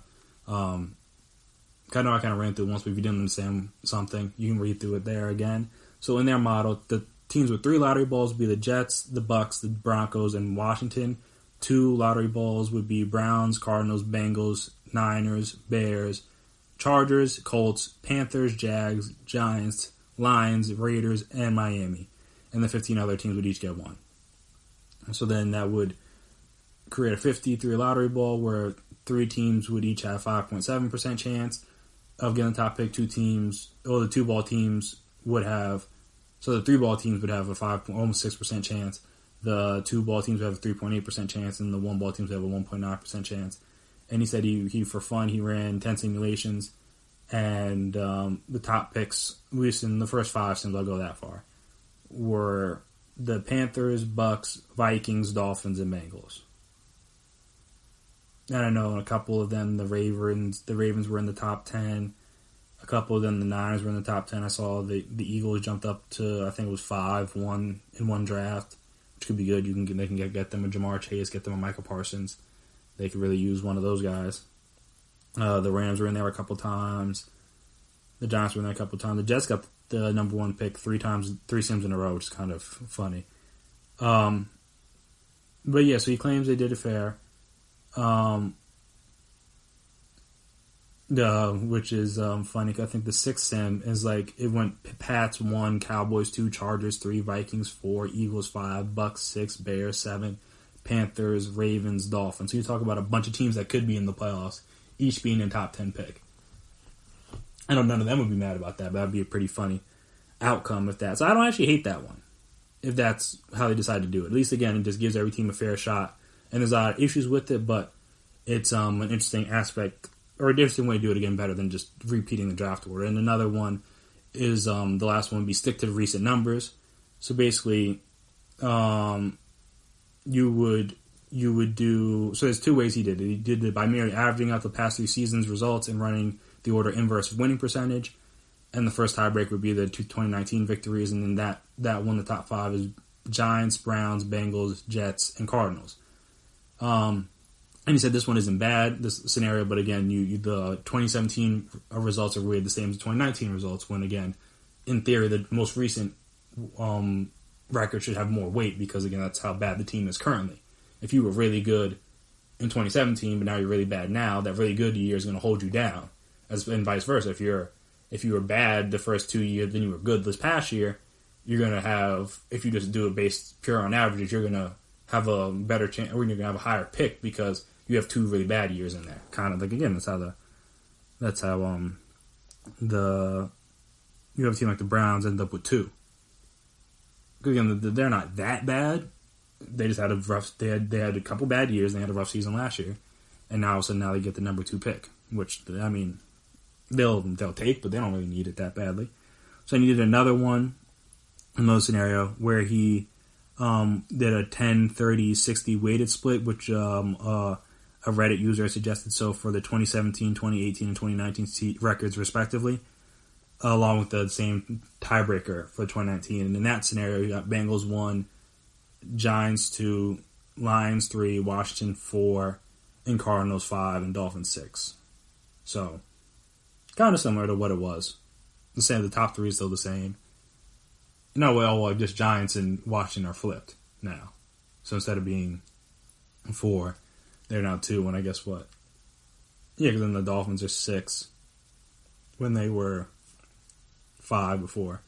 So yeah, it's a little bit more even. But I think in the original model, with if you don't weight it, then the Niners pick at 15, which again is like, all right, they shouldn't be picking that high. They were just in the Super Bowl. But in this new weighted model, they picked down at 23, which again is much more reasonable. So like I said, that model boosts teams like the Lions and Steelers, because the Lions were 3, the Steelers were 19, as opposed to in the original model the Steelers were 25. And like I said, it hurts teams like the Browns and the Niners who could have been higher, but the Browns fell to 7, and then like I said, the Niners fell to 23. So like I said, there's a couple options. An interesting scenario. And I guess he goes into another. There's another one more kind of suggestion he did with a little bit more distinction that you could, another scenario that you could do to try to test out. But again, all of these are just like different systems, different things, and different scenarios. Like I said, that I would think the NFL, if someone in the NFL was smart, they're planning for this. Like, all right, in case this happens, what do we do? And these are some scenarios that you could do. Again, I think it would be fair to do the NHL type model, just because you don't know who's going to be bad. Like, basing on past years is somewhat unfair, in my opinion, because like we've said, or like many people talk about, with the NFL, teams go from worst to first and from first to worst quickly. Again, there's the NFL can really be labeled the not for long, like not for long. That's because, again, players aren't in there for that long, and teams aren't good or bad for that long, generally speaking. Again, a team may be really good one year, have like an injury situation or something, now all of a sudden they're picking in top 5, top 10 the next year. And vice versa. You might have been ravaged by injuries one year, you have a bad record, then again, everybody's back, everyone's healthy, you say relatively healthy, you have some good players, now all of a sudden you're in the playoff hunt. So I'm saying, it seems like there needs to be a way to just give everybody a shot. At least, and then like I said, when you did that, when you go through the Yahoo article and see that second model, the top 10 were all different. So it just gives more balance, in my opinion, and more possibility, because again, you don't know who's going to be the worst team this year. You may have an idea of who the bad teams are, but everyone thought the Dolphins weren't going to win a game. And then again, they end up with the 6th pick. The Bengals were the worst team. Washington was worse. Lions, Giants, there were teams worse than them when at the beginning of the year, no one would have predicted that, especially once they traded Minka and stuff. And they traded Tunsil and they traded Minka. Everyone was like, oh yeah, the Dolphins aren't trying to win a game. And they ended up with the 6th pick. They still got Tua, but they ended up with the 6th pick, if I remember correctly. So yeah, it's just like that wasn't supposed to happen. They weren't supposed to be picking that low. The Bengals weren't supposed to be the number 1 pick. But then again, things happen. Team's bad, and now all of a sudden, they got their savior, in theory, in Joe Burrow, when they had Andy Dalton at the time. I mean, they were going to need a new quarterback eventually, but they maybe didn't need one this upcoming draft. But here we are. So, like I said, I feel like if these are the 3 scenarios you have, one that some sort of lottery system that gives every team a shot at the number 1 pick is the fairest one to me. Because again, you don't know who's going to be bad. It shouldn't just be based off of if you were bad the last couple of years, RSN will, or if you were good the last couple of years. Because that doesn't matter. That just because the team's records last year get thrown out, obviously, just like they do in every sport. Whatever you did the year before doesn't matter. You got to do it all over again this year. So that's what I'm saying. I feel like that's the quote unquote fairest way to do it. It's just to have it where it's all weighted to the degree that it affects. Like I said, it doesn't factor too much into the previous years. Obviously, again, that does matter because that's why they get the lottery balls and stuff like that. But at the same time, it's like it gives every team. It gives the Chiefs. It gives the Niners. Like I said, it gives the Packers. Whoever. It gives everybody a shot. The Patriots again. It gives everybody a shot at the number 1 pick, which I feel like is completely fair because we don't know who's going to get the number 1 pick. Granted, the Chiefs shouldn't, barring something catastrophic happening. Hopefully not. To who I'm not going to say his name. I don't want to bring that bad juju on him. Like I said, barring that, the Chiefs aren't going to be anywhere near the number 1 pick. But again, you never know. You never know. So I just feel like since that's the case, you should add more variables into the drafting situation. So, like I said, it's a really interesting article, and it's really interesting things to think about, just like how it could work, because we don't know how it will work, but how it could potentially work. So I feel like I said, if you're interested in that stuff and just interested in thinking long term of the effects of this season and how it could affect not only just the immediate, but the short and long term future of the sports in general, not just football, it's an interesting article to read. So I would recommend. But yes, after we come back for the last segment, there was a meme kind of going around that was having people talk about who the different players in the league that they specifically thought were underrated. And again, you can go through every team and every fan base will have different guys they think are underrated or overrated, stuff like that. But I thought might as well throw my hat in the ring. Go to a couple guys. I'll probably do like 4 or 5 that I think people consider overrated. And I'll tell you what the meme was, where it came from, and like how I'm determining underrated in this specific scenario. Because again, underrated kind of means different things depending on how you describe it. So we'll talk about all that right after a break. So stay right there. Check out the show built around the women of MMA. From the UFC, Invicta FC, Bellator, and One Championship. We got the fights covered. It's the Golden State Media Concepts Women's MMA Podcast. The latest news of upcoming fights, discussions of previous matches. Join us as we talk to and about the biggest names in women's mixed martial arts. Past, present, and future. When it's the women's fight game, you know where to listen to. The Golden State Media Concepts Women's MMA Podcast.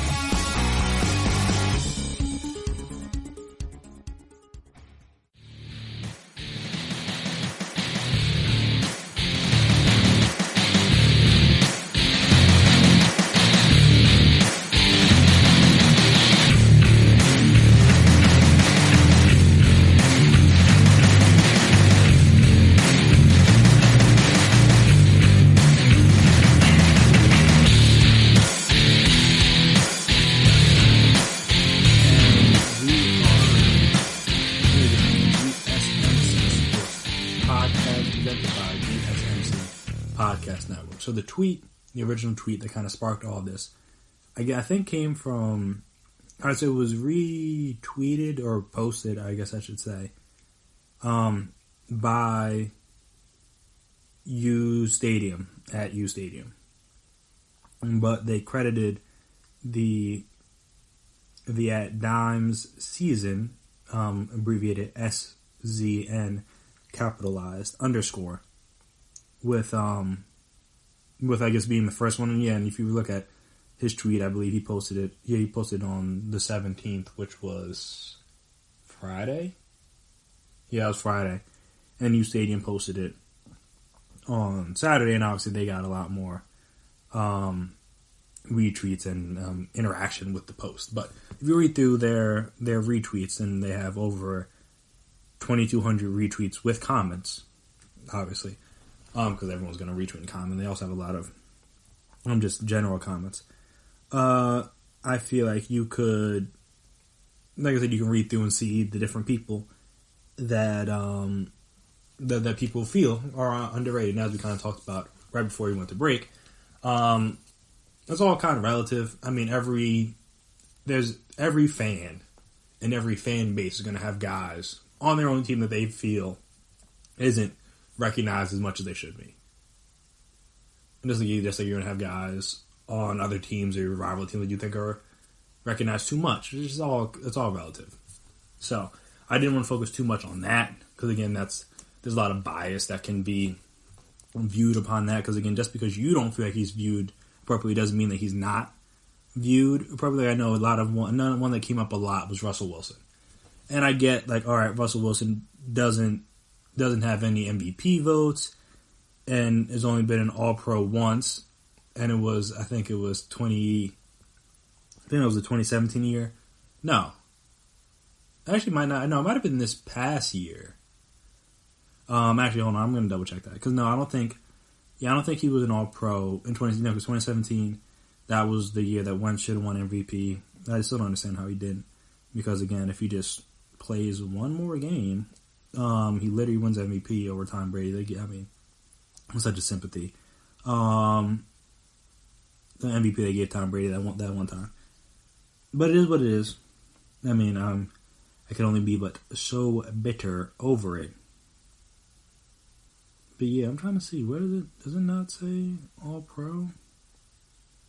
Yeah, because 2017, I know that was the year he led the league in touchdown pass. He had one more than once. And again, much less games. Well, not much less games, but in 3 more games, I should say. If I remember correctly. Was he never an All-Pro? It's not listed on Pro Football Reference. That's interesting. Who was the All-Pro this past season? Now I'm confused. Now I want to look this up. This is completely diverging me off my original point. But my main point was that depending on who you ask, depending on which fan base you ask or which people you ask, you'll find different people have different opinions on who's underrated and who isn't underrated. Russell Wilson, okay, it was 2019. I don't know why it's not listed. But yeah, so you have different opinions and different viewpoints on underrated and overrated and all those things. But in this specific graphic, it was like a bar graph. It was like a bar graph graphic, and it was like, all right, so this guy's production level, the bar graph was high. The talent level was high, but the recognition was very low. So, in my opinion, that went to general fan and general football fan recognition. Again, now you could maybe say his recognition in the league. Again, that's why Russell wasn't, because he doesn't have any MVP votes. Only been on one All-Pro team. Even though you could argue he's been a top 3 quarterback at the worst the last 3 or 4 seasons. He won't get too much argument out of me from that. But again, like I say, he has the All-Pro team. Has the Pro Bowl, but just also has the Super Bowl. But again, he did had an interception that definitely hurts. But again, that doesn't matter for his recognition. Like I said, he should have more All-Pros, you could argue. And just the one, you should have more MVP votes, you could argue. So again, that was a common one that came up, but in my opinion, I feel like everybody has him at worst in the top 3 quarterbacks heading into the season. I feel you could even say that last year. Heading to last year, he was one of the top 3 quarterbacks. Most people have him at 2, which is where I have him. I have him right behind, not right behind, but behind Mahomes. Mahomes is head and shoulders above everybody else, and then there's everybody else. But I feel like people around recognize him firmly at number 2. Now again, does my belief translate into All Pros and Pro Bowls and MVPs? No. But again, you look at the people that have won MVP. All right, he wasn't better than Lamar Jackson. He wasn't better than Patrick Mahomes. He should have got some votes, but that's neither here nor there. He wasn't better than Carson Wentz in 2017. I forget why they gave it to Brady, but I think 2017, did they even make the playoffs? It might not have made the playoffs that year. I think that might have been what hurt him. But he was still good, obviously. Trying to think, 2016, who won the MVP in 2016? No, that wasn't Cam. That was the year before Cam. That was Matt Ryan. All right. Come on. Then it was Cam. So it's like when he's been really good, because obviously he was good early in his career, but when he's been really, really good, you've had people put up great seasons. So there's no knock. A lot of people, Aaron Rodgers, no, he has a few, but Drew Brees is never an MVP. Good players don't have a lot of MVPs. It happens. Because only one guy can win the MVP. So that's why I was I don't really know if that's fair. But again, my point is that I'm looking at it from general fan and just non. And if you're an avid football guy, you might not have these guys as underrated. But in terms of when you look at guys, you ask guys all right, who's your top 5 or top 10 in this position? And it takes them a few names to get down to these players when easily they should be near the top. That's how I looked at it. So, one guy I'll say isn't necessarily in that category per se, but I feel like he should just be regarded higher than he currently is, in my opinion. Just again, generally, not from football nerds or the analytics people or whoever. I'm talking about from the general fan or even national. Again, I don't watch many national shows, but when you talk about some of the best defensive players, best offensive players, best players at this position or that position, these names don't always come up. So the first guy I feel like that is underrated, which is kind of crazy because of his accolades, is Chandler Jones. Like, he's the guy that's 3-time Pro Bowler, 2-time All-Pro, won a Super Bowl with the Patriots. But he's the guy when you think of, like, all right, who's the best pass rusher in the league? Or you're going to go, like, you're going to get guys like, I mean, you can go like an Aaron Donald. You're going to get like a Khalil Mack. You're going to get a Von Miller. Maybe even a J.J. Watt. You're going to get like one of the Bosa brothers. You're going to get guys. And I feel like there should not be 2 or 3 names that go by before you get to Chandler Jones. When you look at it, especially his most recent years, they're absurd. Like this past year, he had 19 sacks and 8 forced fumbles. Like 19 sacks and 8 forced fumbles. Granted, I understand the Cardinals were not good. But 19 sacks is still 19 sacks. And 8 forced fumbles is still 8 forced fumbles. I mean, there's not much more from a sack producer. Again, I don't know how good he was in run defense. I don't know his PFF score, things like that. But I'm saying from a pass rushing perspective, there's not much more you can do than that. And the year before, he had 13 sacks, 3 forced fumbles. The year before, 17 sacks, 2 forced fumbles. The year before that, 11 sacks, 4 forced fumbles. The year before that, 12.5 sacks, 4 forced fumbles. That's tough to say. I don't know why. But yeah, I just feel like, and I feel part of this is probably because he plays for the Cardinals, and like the Cardinals have been bad, and like no one cares, and they're on the West Coast. No one's watching their 4 o'clock games. You're usually watching like the game of the week or the big CBS game. You're not watching the Cardinals. So people don't see him that much. But I'm saying at the same time, like, there aren't, at this moment, there aren't that many pass rushers better than him in the league currently, based on his production the last few years, which, again, is how it should be. Because he got the production, like I said, like the graph said, he got the production, got the talent clearly, but just, like, the name recognition of, like, oh, this guy is one of the best in the game right now. I don't know if enough people say that when they talk about him. Personally. And again, it's all relative, but I'm saying personally, I don't feel like enough people like are like, yes, this guy is that dude. He's been a first team All-Pro 2 times in the last 3 years, and I still don't think enough guys are like, this is arguably the best pass rusher in the league. And again, like I said, analytics guys, people like that, but I'm saying the general football fan, they're not going to go, I don't think Chandler Jones is the first thing that pops into their head. When it arguably should be. So he's one. Danielle Hunter's another one where he's not the best pass rusher. But he's a guy that I feel like too many names go by before he's brought up. I mean, he's only, 25 years old.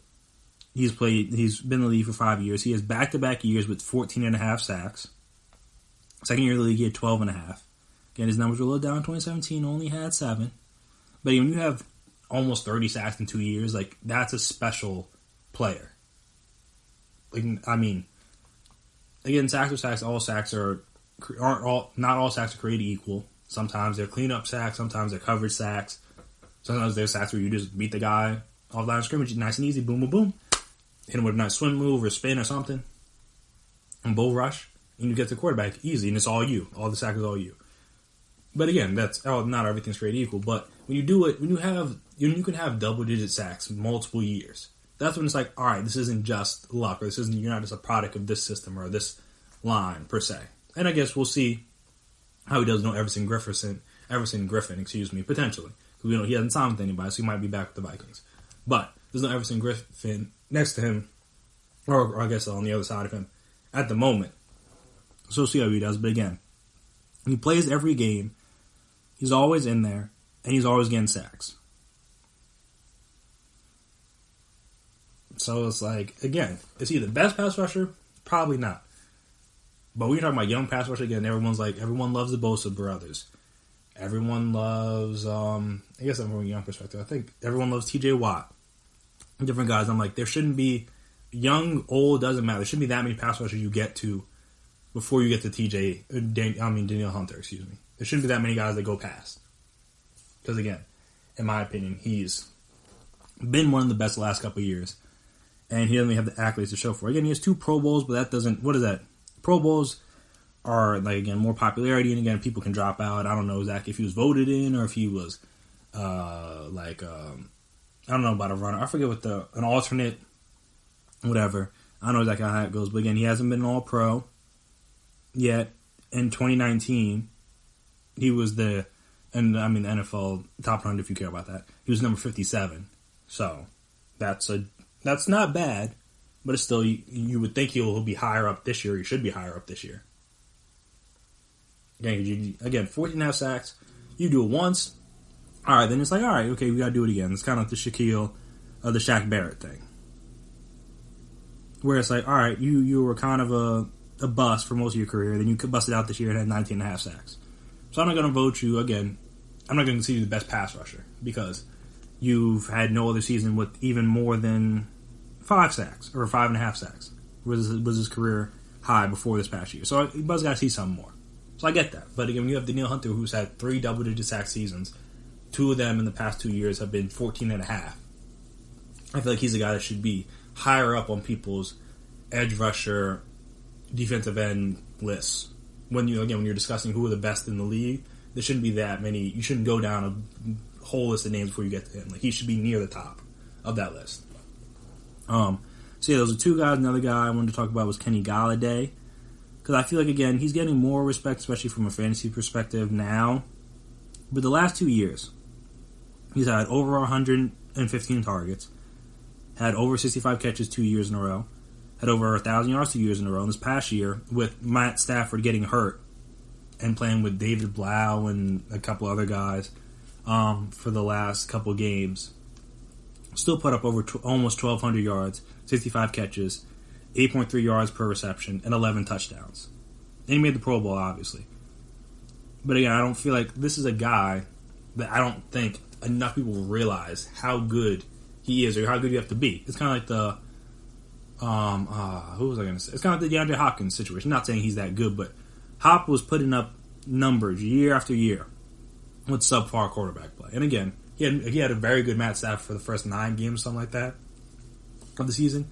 So that means almost like a 40% of the year he played with subpar quarterback play. And still, he put up 1,200 yards and 11 touchdowns. Again, there are people that if you have a bad quarterback, your numbers just drop off the face of the earth. I'm not going to say every receiver's a product of their quarterback, but there are receivers that people think their quarterback has a down year, all of a sudden their numbers are down, everyone thinks they're not good anymore.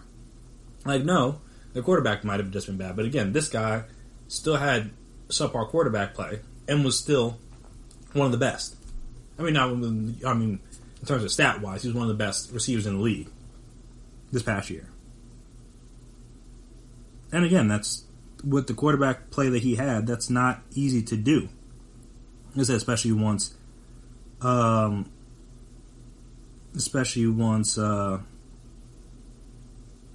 Stafford went down.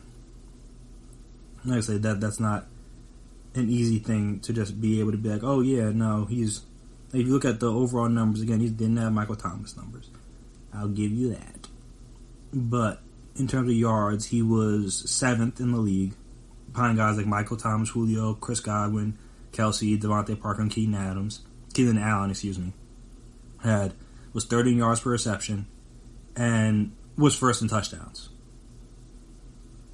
So top 5 in 2 different categories. Again, I'm doing a whole PFF and all the gradings. I don't know how high he was graded in there. Again, just in the pure statistics, he was, like I said, yards he was top 7, yards per reception he was top 3, and touchdowns he was 1.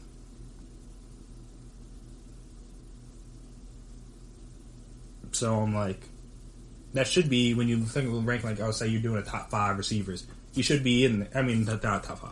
But you can do in the top 10, you should be that borderline 9-10 spot. And I feel like not enough guys are putting him in that. Again, there's a lot of good receivers in the league, so I can understand leaving him out, but I feel like he should be in more people's top 10s than he is right now. That's how I'm seeing it. Again, he's not the best yet. Not saying he can't be, but he's not at that level yet. But he's a guy that I feel like more people should realize, like, yo, this guy's really good. And again, it's another same Chandler Jones situation. He plays in Detroit, team's bad, no one really cares.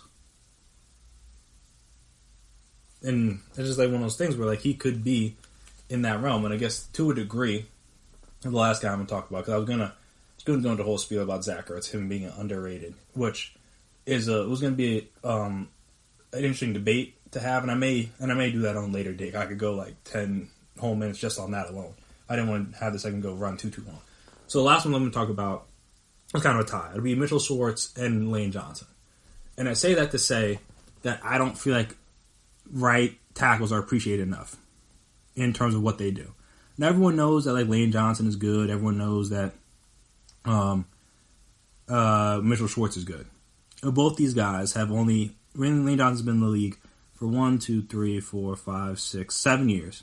Again, the one he's 2016, he only played 6 games for the suspension.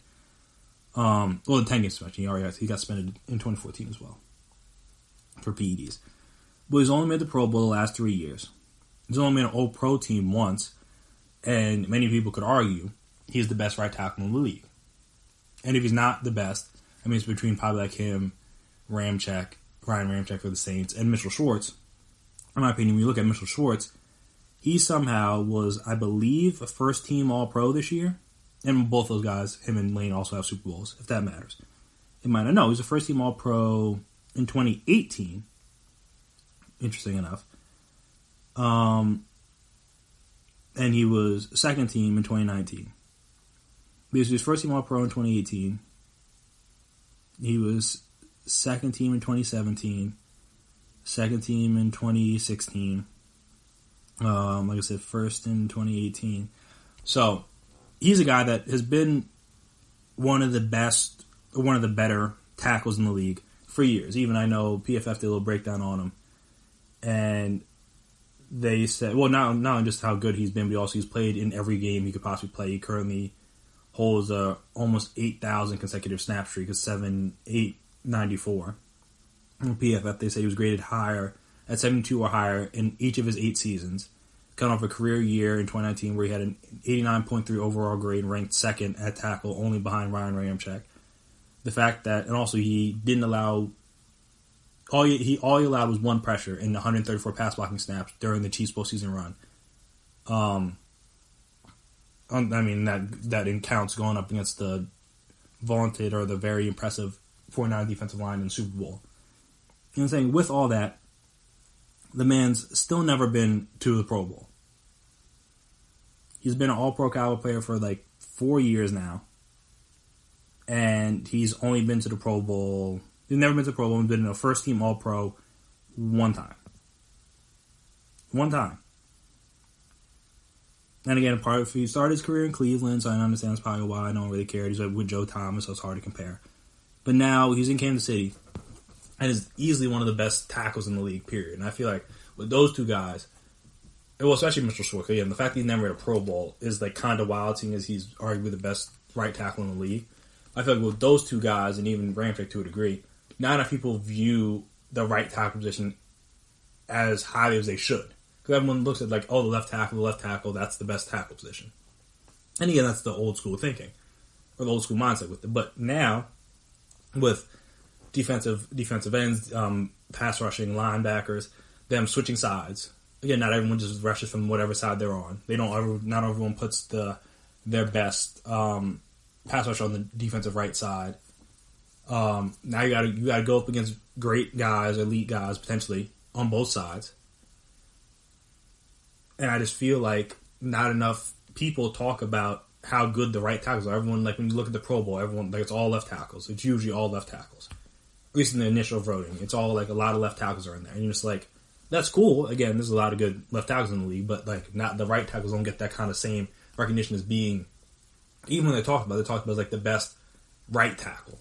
Instead of just being the best tackle. When you talk about Tyron Smith, they were just like, he's the best tackle. They weren't always like, he was the best left tackle. Trent Williams, similar things. Like, oh, he's one of the best tackles.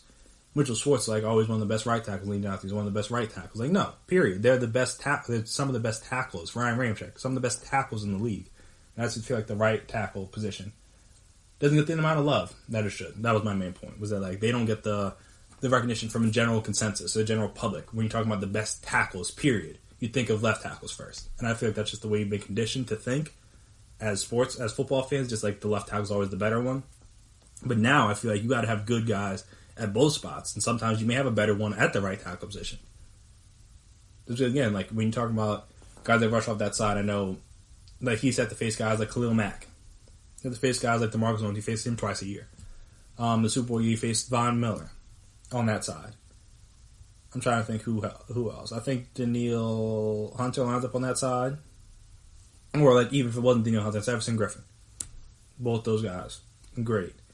And like I said, that's just the ones I can think of off the top of my head that you have to deal with on that side if you were in that division. I mean, Mitchell Schwartz has to face Von Miller twice a year. So I'm saying it's not like they're just slubs or scrubs on that side. Like, no, there are very good defensive players, very good pass rushers on that side of the field. Or that side of the defense. I don't feel like the right tackles get the amount of love that they should when you're talking about the tackle position. Like I said, Mitchell Schwartz not being in a Pro Bowl is crazy. Him only being first team All-Pro once is crazy. Because again, they don't differentiate. Usually just the go tackle. Same thing with Lane Johnson. Okay, he's more popular because he's like the Eagle, so his fans are going to support. But he's only been a first team All-Pro once. And that was in 2017. He hasn't even been considered in 2018 and 2019. First team, second team, none of that.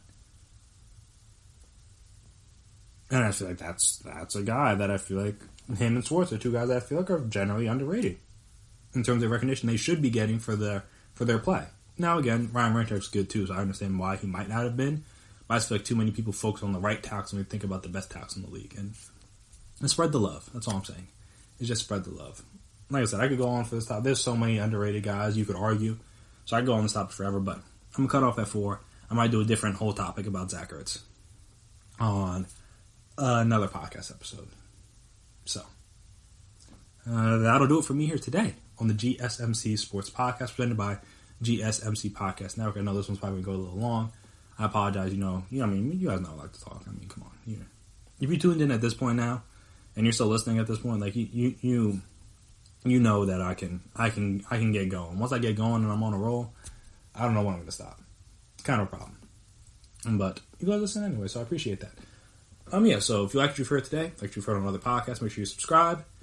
Make sure you never miss an episode. Make sure you're always on top when we drop our latest stuff. Also, if you like what you've heard today from me, or on past episodes from me, or past episodes from other hosts on the GSMC Sports Podcast, give us a 5-star rating, write us a nice review. Very appreciated. Very helpful. I'll see what you guys like, what you guys dislike, the ways we can improve, make the experience more enjoyable for you. All that fun stuff. And also, if you're on social media, you can find us there. Twitter, Instagram, Facebook. We can talk, we can chat, we can debate, we can discuss. You can tell us who your top underrated players in the league are. And talk about what you think the NFL might have to do if they don't have an NFL season this year. How would you do the draft? What kind of scenario, a system would you put in place? We could talk about the NHL and the NLDH. What teams do you think are best equipped to make that transition in the NL at least? Talk about the safety precautions the NFL has or has not put in place yet. When do you think they're going to be good? What do you think they're going to be? When do you think we'll hear about them? Will there be some sort of infighting? Do you think there'll be players sitting out because they don't meet the proper protocols? Like, how do you think it's going to go? Like I said, the fact they don't have them in place yet is like kind of nuts, but I mean, it's kind of what I expected from the NFL, so I'm not that shocked. But yes, we can discuss all that on social media. So like I said, find us there. Before I get out of here, again, we'll shout out the essential workers. All you guys, grocery store workers, EMTs, doctors, nurses, firefighters, delivery drivers, retail workers, whoever had to work through this entire pandemic and has been deemed essential and has had to work long hours, has had to work with people that may not respect or understand or realize the importance of trying to be safe during this time. Because again, just because you might be fine doesn't mean the next person won't. Or the next person will be fine as well. Again, it hits people's bodies differently. So, I know not everybody you've interacted may understand the severity of the moment we're living in. Potentially, again. But if they don't, and you have to deal with some rough people, you have to deal with some interesting characters. Again, shout out to you, because I know that can be tough. Again, from my time working at a movie theater, I know people are a little interesting, to say the least. So shout out to you for dealing with that. Also, if you're going to go out and you're free to go out in bars or restaurants and stuff, just tip the waiters, tip your delivery drivers, tip your Uber Eats guys, Instacart if it's possible. I've never used it, but I think you can tip on there. Any service that delivering stuff to you so you can do in get things safely so you don't have to go out in the world and deal with these people. And it's like, I'd like to say, just tip them a little nicely.